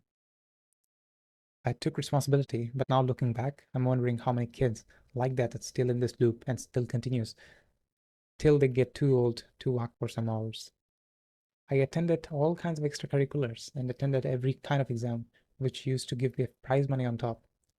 I would win the exams, win the prize, my family assuring me that they'll keep it safe. It'd be lost in my hands, took it from me. And when I wanted to buy a book or wanted to invest in myself, it was just said that they were storing it for future needs.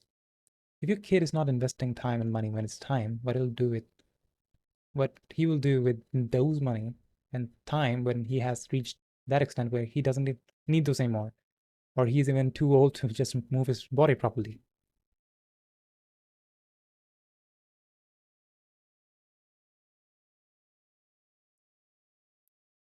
It's either that at home, the parents are well taught and they cultivate good things in their kids, or that it's just another prison cell where it feels like it's not, where we are supposed to feel like it's not. People lose the potential while being in a household that relies on prescriptions. Prescriptions, as I can give examples of comparison to other kids, always setting expectations on them. If you're a parent reading this, I would say that your kids came into existence because you wanted him or her to be here. He or she doesn't owe you anything, but you owe them everything. When your kid experiences much of comfort with other people than his own household, it's an indication that he has been deluded by his own people. For the people who are still young and unwed, be wary of the thing you couldn't get from your family but you wanted. Be sure to give it all to your own kids. This is how lessons are built. The lesson you learn from any given suffering is to help someone get out of the suffering as you got out of it. This is what humanity serves for. This is what a home serves for.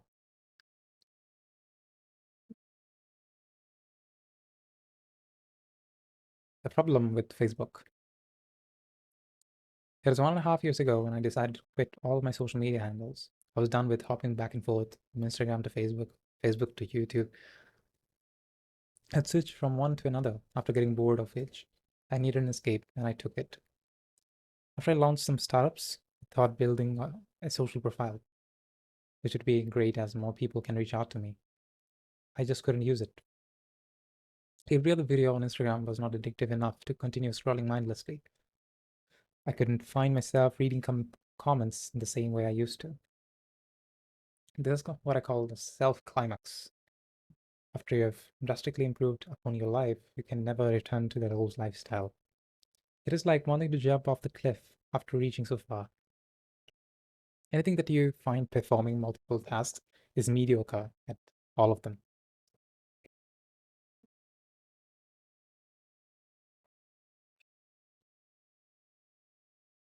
If a tool doesn't have a specific one single identity attached with it for your context of using it, it will be misused.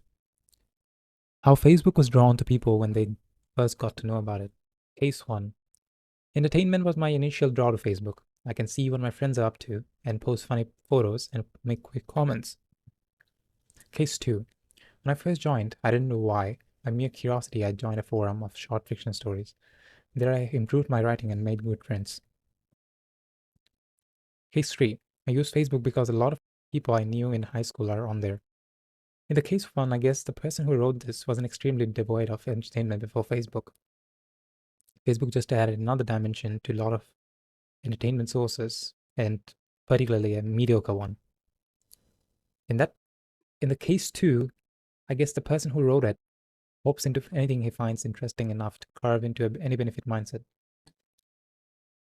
In the case 3, lightweight friendships relying on quick reactions, comments, doesn't include actual friendly value propositions. So now, why do I use Facebook? Some business ventures I rely on,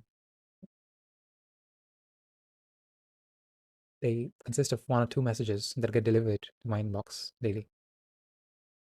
I don't find myself attracted to the video section of it, and nor do I create any video content. And finally, I want to challenge my beliefs about it. I'm not a technophobe, nor am I someone to put off this platform, as I myself am using this platform to interact. But Facebook is a tool for me, and for you, it's a clutch together platform to do everything from studying to dating girls. Gary Vaynerchuk once wrote that social media doesn't have good content and real value in it because you don't publish good content. And I took that very personally. I'm here to take a part in providing even at least 1% of the good content that are getting published from different corners of the world. I respect their efforts. The only thing to hope for a good future is to build it.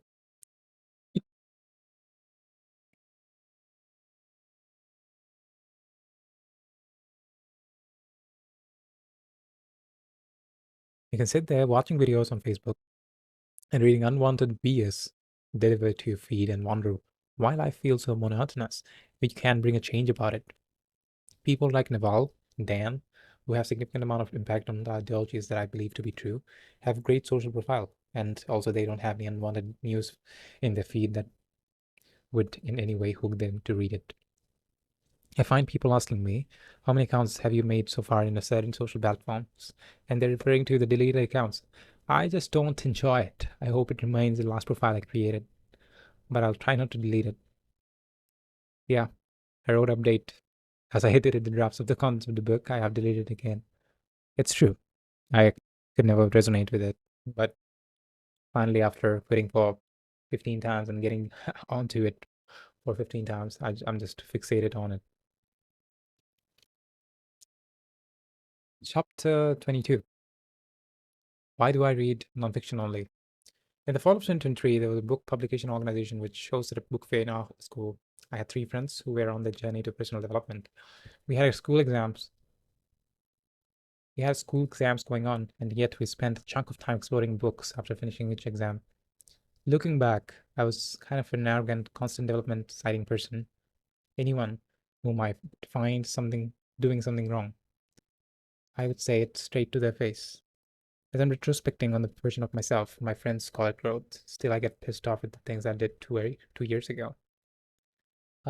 This is reduced to a certain degree as I'm recording this audiobook. In that book fair, we saw a bunch of familiar books and also some unfamiliar ones too. Once I noticed this book, Almanac of Naval Ravikant. My friends used to know who Naval was, but I didn't. As the name sounded Indian, subconsciously I thought, what could an Indian write? I ignored the book while my friends were saying that it was a great book. I guess it is a cultural norm back then within me. I refused to believe that any Indian who is also from the same subcontinent could do something remarkable. I'm writing this at the very beginning of 2025. I'm recording this voice um, in September 2025. I can say that Naval is the best person I've ever encountered. I'd like to tweak it. I'd say that many people have significant amount of roles played into my life. David Deutsch, Kapil Gupta, Naval. I don't want to prioritize one on another. Why don't just keep them as a whole? Yeah, that belief changed with some exposure. I'd listened to some of his works and was thrilled about the amount of truth he speaks. Coming from an entrepreneurial background, you rarely see someone talking about philosophy and wellness.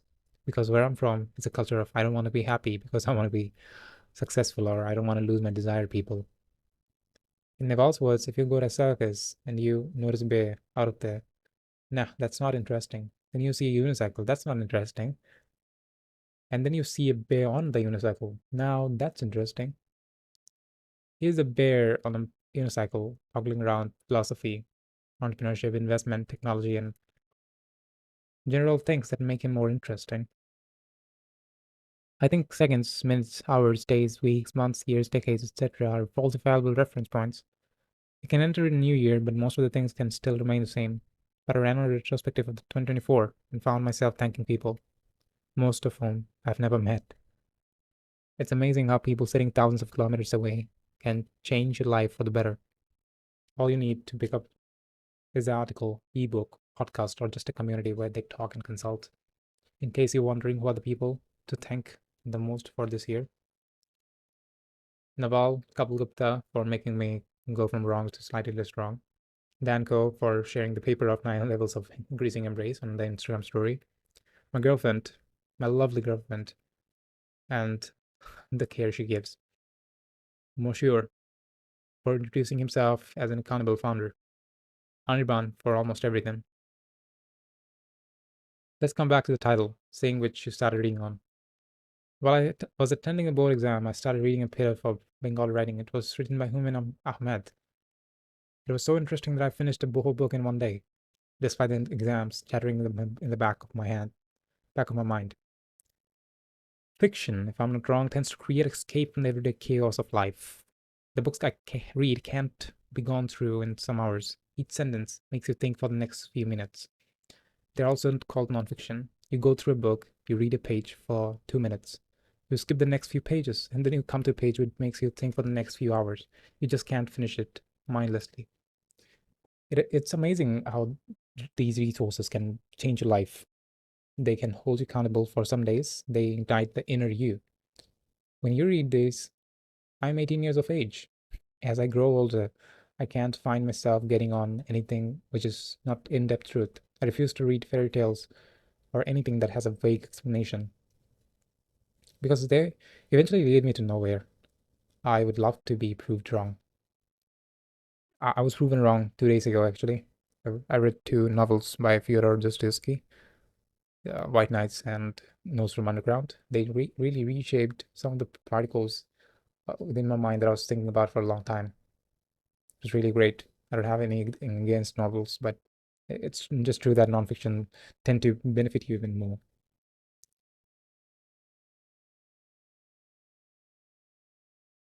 Books have a A lot of unnecessary things in them too, but they're only unnecessary for the one who is not going through that specific situation mentioned in that part.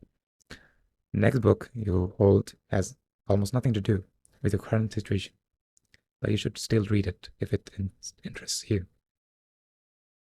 I was walking with my friends, and one of them said, "Why do you think we would be ahead of people who are going to start this journey this year?" I replied, "Because no one has to wake up us in the morning.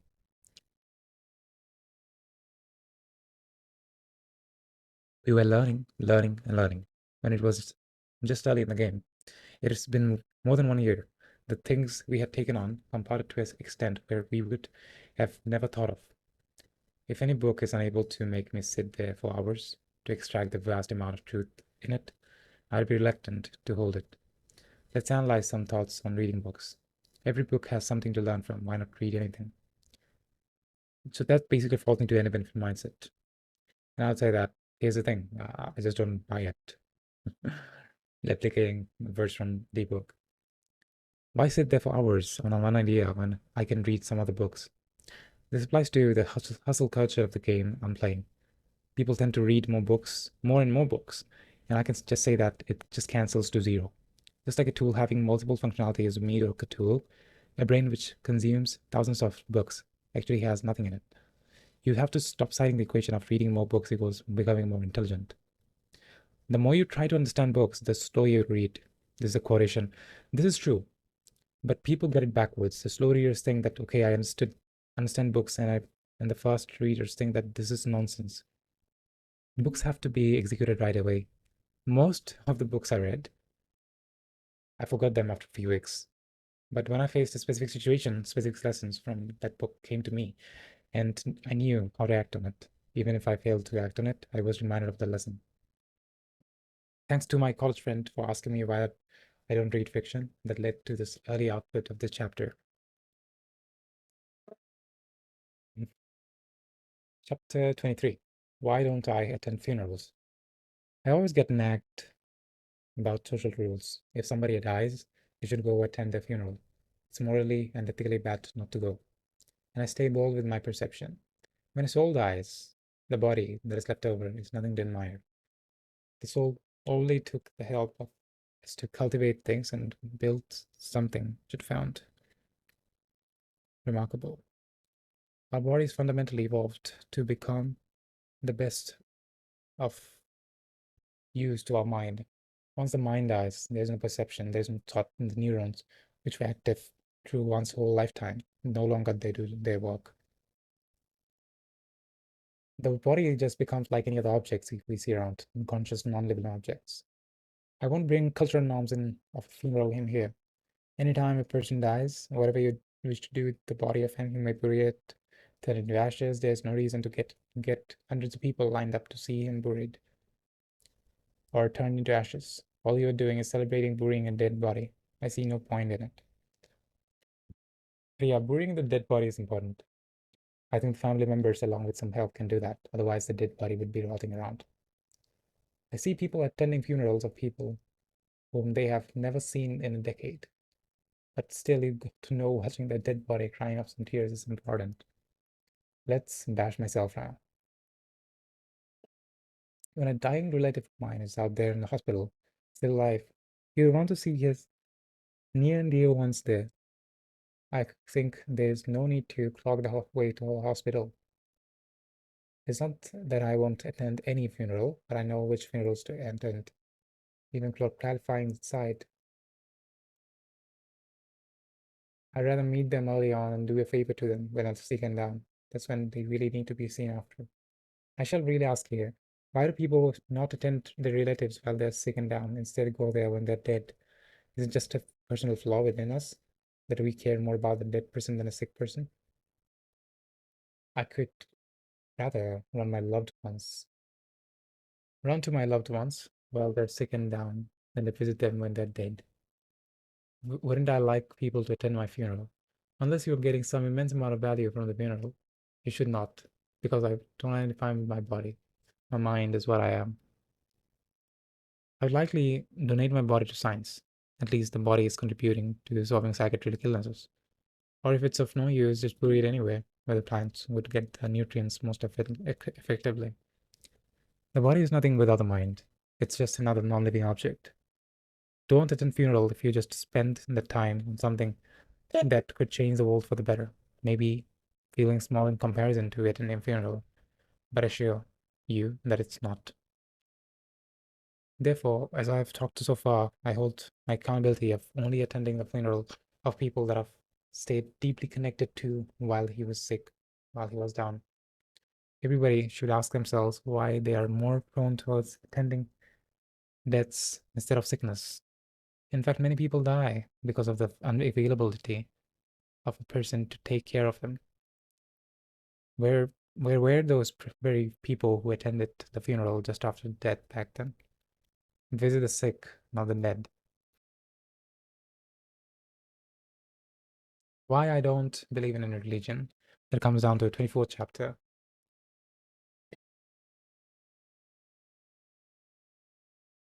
I grew up in a Muslim country, but in a Buddhist family.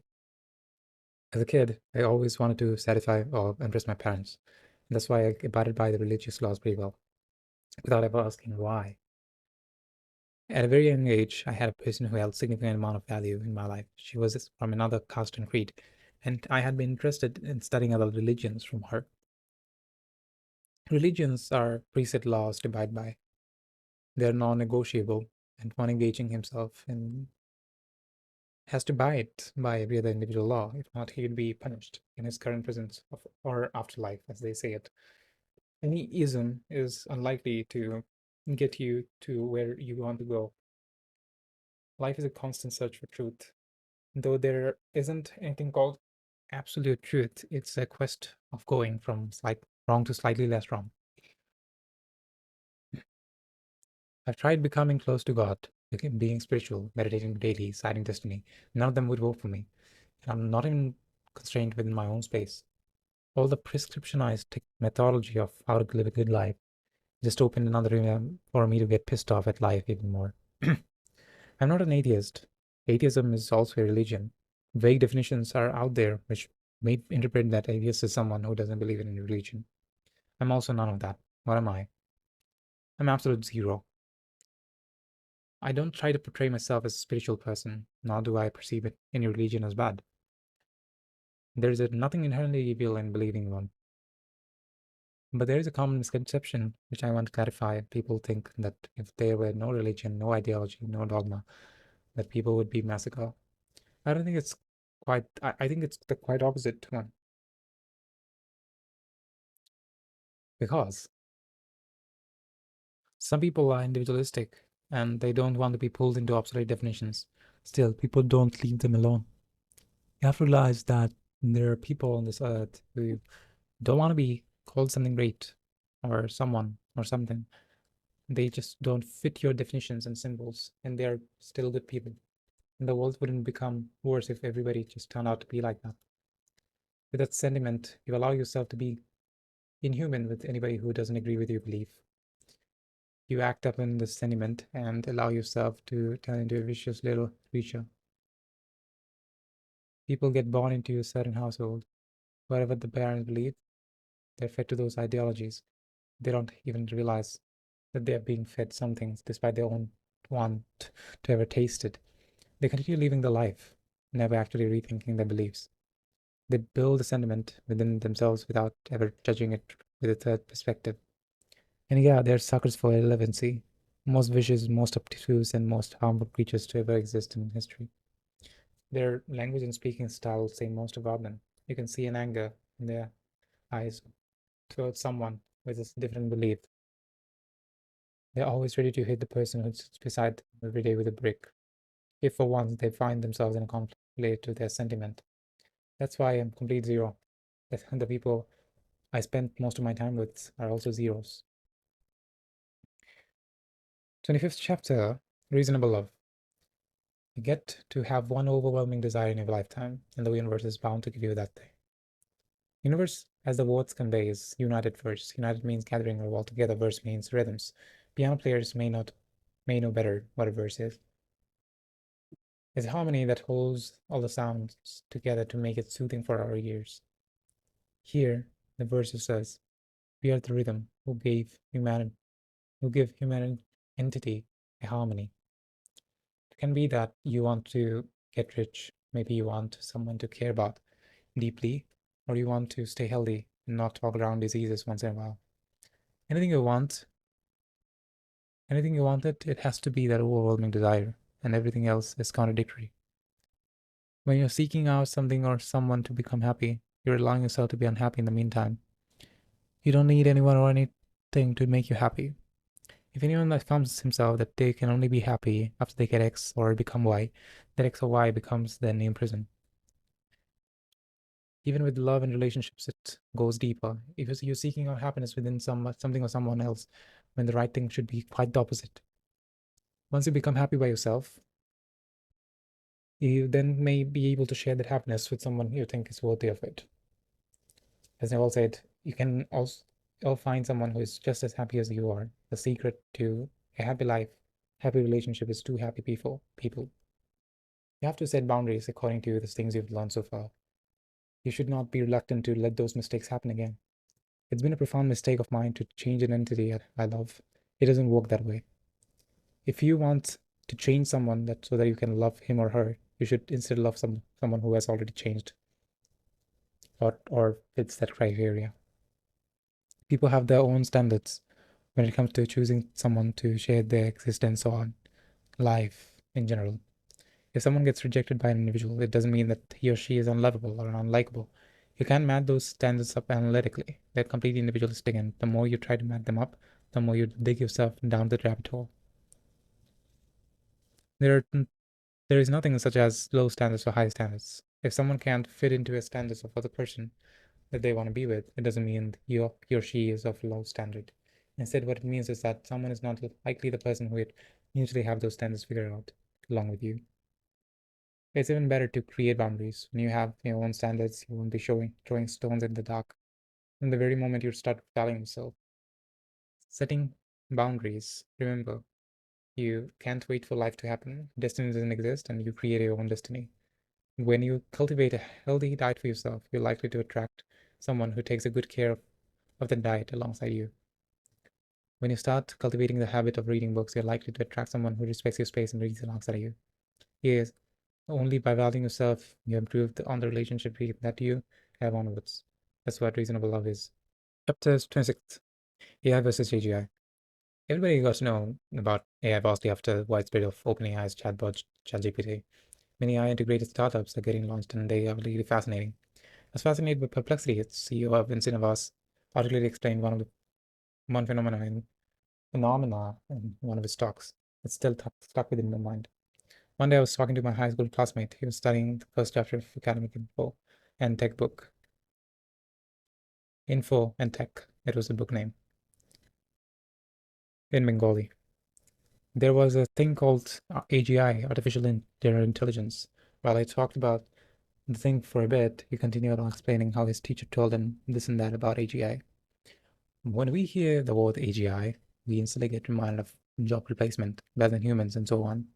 But what really AGI stands for is people. According to David Deutsch, the definition of people is any entity capable of same cognitive functions, such as reasoning, creativity, and creating explanatory knowledge, would be considered people. With the advancement of AI, people interpret AGI as something that is even more advanced and can possibly threaten human existence on Earth. Out of the pessimistic way to think about it, AGI is just humans but artificial. Just as we humans cooperate and build things, they would also be so doing so. They would be optimistic to the nature, cooperative to humans. But with the advancement of AI, we can't say that AGI is coming anytime soon. AI is constrained with the AGI limit, but AGI is limitless. When you ask a question to any AI chatbot, it gives the answer just the way it was taught to give. And if you ask a valid question, they won't answer it or avoid it according to the programs that it was programmed within. But when you ask AGI a question or two, it might give you an output answering the question right away, or it may give you an output, something totally irrelevant to the question, or it may give you no output. It's his wish whether he wants to answer or not. When the last phenomena happens, we would get another group of people Artificial general intelligence is not something that we can foresee, can be predicted. We don't even have the possibilities, let alone the possibilities. It's like on a multiple choice question. There's no option, let alone the answer. Entrepreneurs are incented to be optimistic. Therefore, I am. Though it's hard to predict when AGI is arriving. According to some of my finance teachers who propaganda, AGI is going to replace humans. The advancement of AI may be even heading in the opposite direction, referring to the constrained direction. No output. That sounds lonely, but it's amazing. I hope I'll be able to see it in my phone. Any technology that comes out of tech space was meant for the betterment of humanity. Technophobic views are kind of depressive. If people were to be taking social media just for the interacting, Zuck's net worth would have significantly decreased, but it couldn't have killed him. Social media is becoming an all clutched together platform day by day. I don't blame the developers, nor do I blame the people. Whatever is wanted is fed. X, formerly Twitter, is now called the news media, but when there's too much freedom of posting, the platform becomes chaotic. AGI is not going to be anything like we are interpreting, and anything like that can happen and will happen. Chapter 28 Neanderthals. I had a question back in my mind once. It was just about why people have races like white, black, Asian, and all that. Of course, there were factors such as temperature, atmosphere, but there was a point when we began to evolve faster. Homo sapiens, as we call the species, originated from Africa. They had a body structure like the African and black people we see around. And of course, human species evolved. Homo sapiens migrated out of Africa around 60,000 to 70,000 years ago and encountered Neanderthals in Europe and Asia. There was a significant geographical overlap, leading to interactions ranging from trade and cultural exchange to conflict and interbreeding. Interbreeding between Neanderthals and Homo sapiens occurred mainly between 50,000 and 40,000 years ago. After modern humans migrated out of Africa and encountered Neanderthals in Eurasia. Today, 1 to 4% of DNA of non-African humans come from Neanderthals. This percentage is small, but has profound effects on human traits. How the percentages are distributed. East Asians have slightly more Neanderthal DNA, 2.3% than Europeans, 1.8%, likely due to additional mixing events. Africans have almost no Neanderthals DNA because their ancestors never interbred with Neanderthals, who lived only in Eurasia. As a species that are still on Earth and probably predicted as the last humans alive, were originated from Africa, which had a high temperature comparably. As they moved out and interbred with Neanderthals, they adopted to cooler environments. And that's how these races, such as Asian, European, African, began to spread. Though it can't be said that without Neanderthals we could have never made it out of Africa, because it could happen but would have taken more time. As Neanderthals helped Homo sapiens to spread more rapidly, there's a sense of gratitude we all should show to them. Thank you, Neanderthals. Chapter 29 War and Modern Society. I used to have a narrow mindset towards social media. One of the finest teachers I had was Cal Newport, and his book, Deep Book, changed the way I used to look at social interaction. Still, if I can remember the furthest, it was that people who changed my life more than anyone else only had an online presence. I learned from them through a video of them teaching or a book that they wrote about any particular topic. I started with video editing when I got my first computer ever. And I slowly got the facade behind every video that is out there on social media. The short videos didn't make any sense. They were redundant in my life. I found those content creators sort of immoral, as they knew that there was a minor chance or even no chance in further for anyone's life to be changed by those videos. It was a scarcity mindset within me that would compel that hacking attention like that is bad and all that. But in physical domain, I still want to hook the attention through certain ways. What about that? Becoming a content creator isn't a bad choice. I remember Gary Vaynerchuk saying that the only reason you can't find good things on your social media because you're not yourself posting good content. That's why social media is bad. Somebody from some corner of the world had initiate the good contents, and I think there are many of my kind. It's like the way we read the chapter optimism. If you want the platforms to be having good content, then contribute to it. For anyone who is facing the same issues as mine, which tells them that hooking attention through dopamine driven contents is evil, I'd like to introduce the example of war. Go back to ancient times, where every person was fighting for achieving power. The weak ones would sit idle in a castle, and the strong ones would protect them. The weak ones would consume, and the strong ones would create, provide.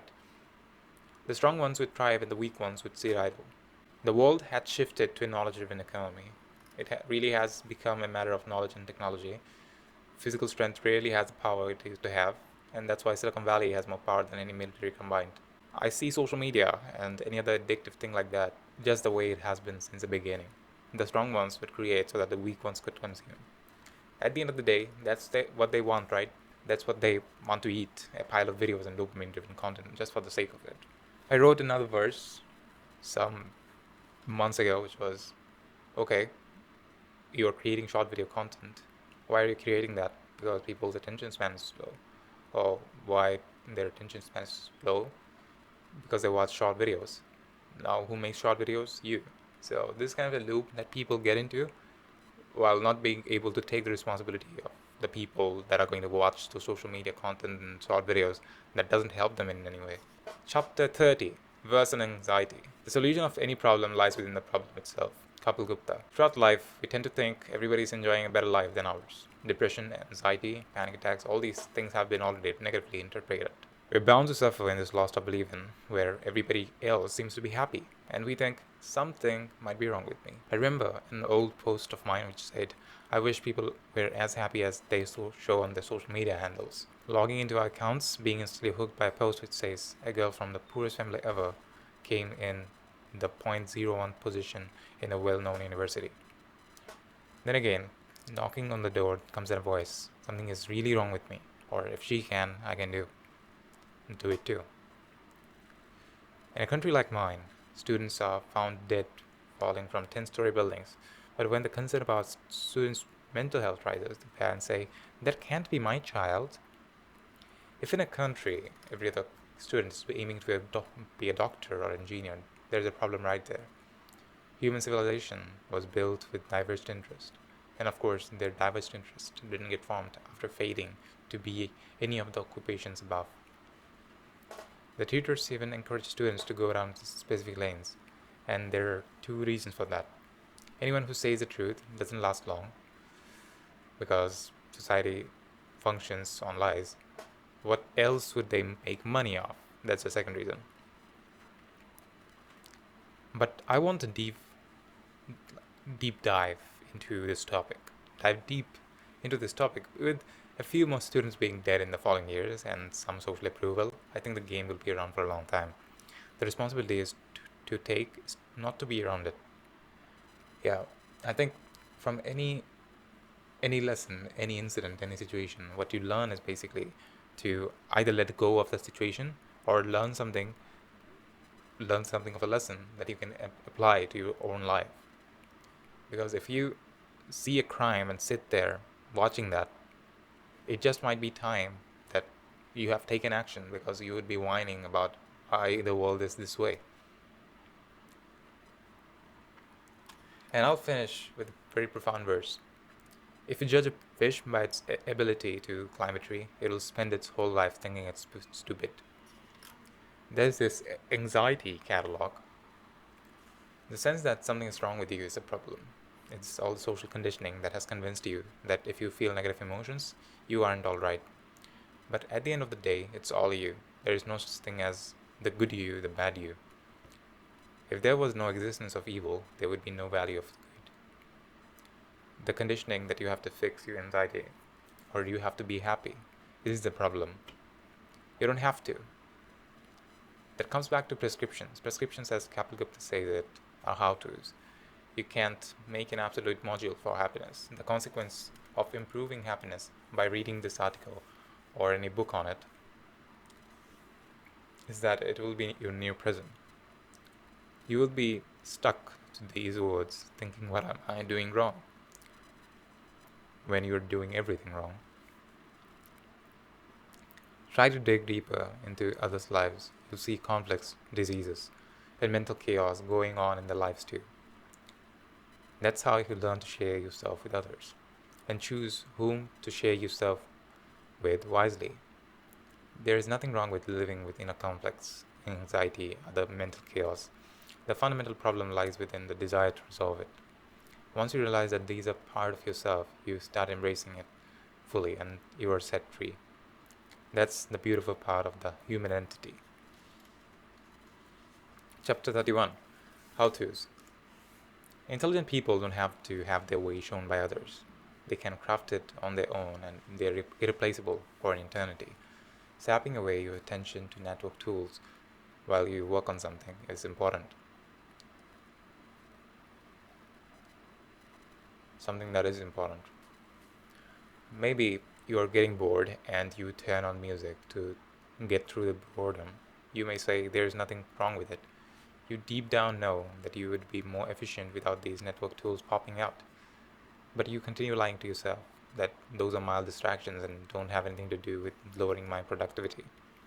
We can look at the economic scale. Someone who can't afford a meal doesn't understand why would anybody spend $5 on a coffee at North End.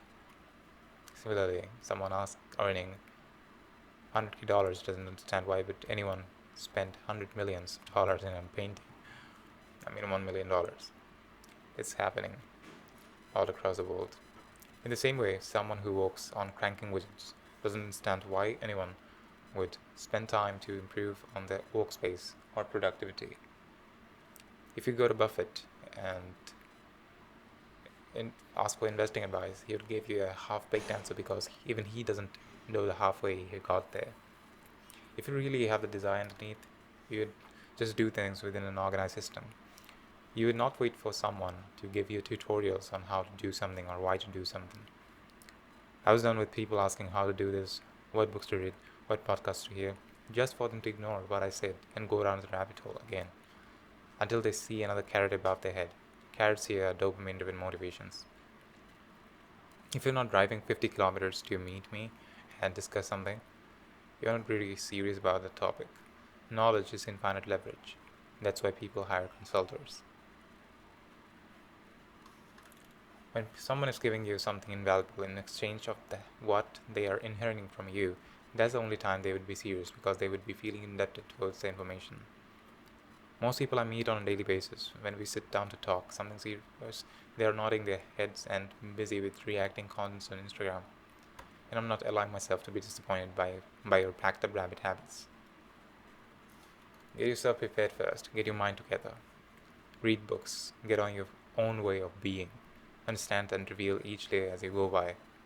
And again, I'm not against taking help. You can take help anytime you want. It's like seeing a market after you're done with it, making the product. You look out for investors. There's no ultimate guide on how to write this book, how to become something or someone. If understanding what I want to say in this chapter would be easy as opening the book, we would live in an utopia. Go random, don't seek absolute path of success, because there aren't any. When people come and say that they don't have much time, they have to get this thing done fast, my advice to you is that not even land on this game. Wealth creation is a long-term game. If you don't have time, just don't do it. Instead, hop on something that you have time for. If you read through this and you found yourself that you'd abide by everything I said so far, you'd lose your mind in no time. Because I wrote this book for myself. These are my beliefs. These are my ways. This book can only expand your perspective, but it can't tell you how to reach enlightenment. The next book you hold has literally a fraction of intersection with your current life. There is nothing wrong with starting slowly. but ensure that you don't have to tell yourself in some years that you would have been better off with a fraction of progress at the beginning than to be complaining around. There are books upon books to tell you how to build a business, how to get a good physique, how to improve on your diet, but still most people don't have them. If I were to show you the exact path to happiness, you wouldn't just become happy. It's a question about pure knowledge and understanding. Conclusion. I hope you extracted at least one idea out of this audiobook that would refine the way you look at the world. That's it. Not spending your time anymore on this audiobook. Thanks for watching, or thanks for reading.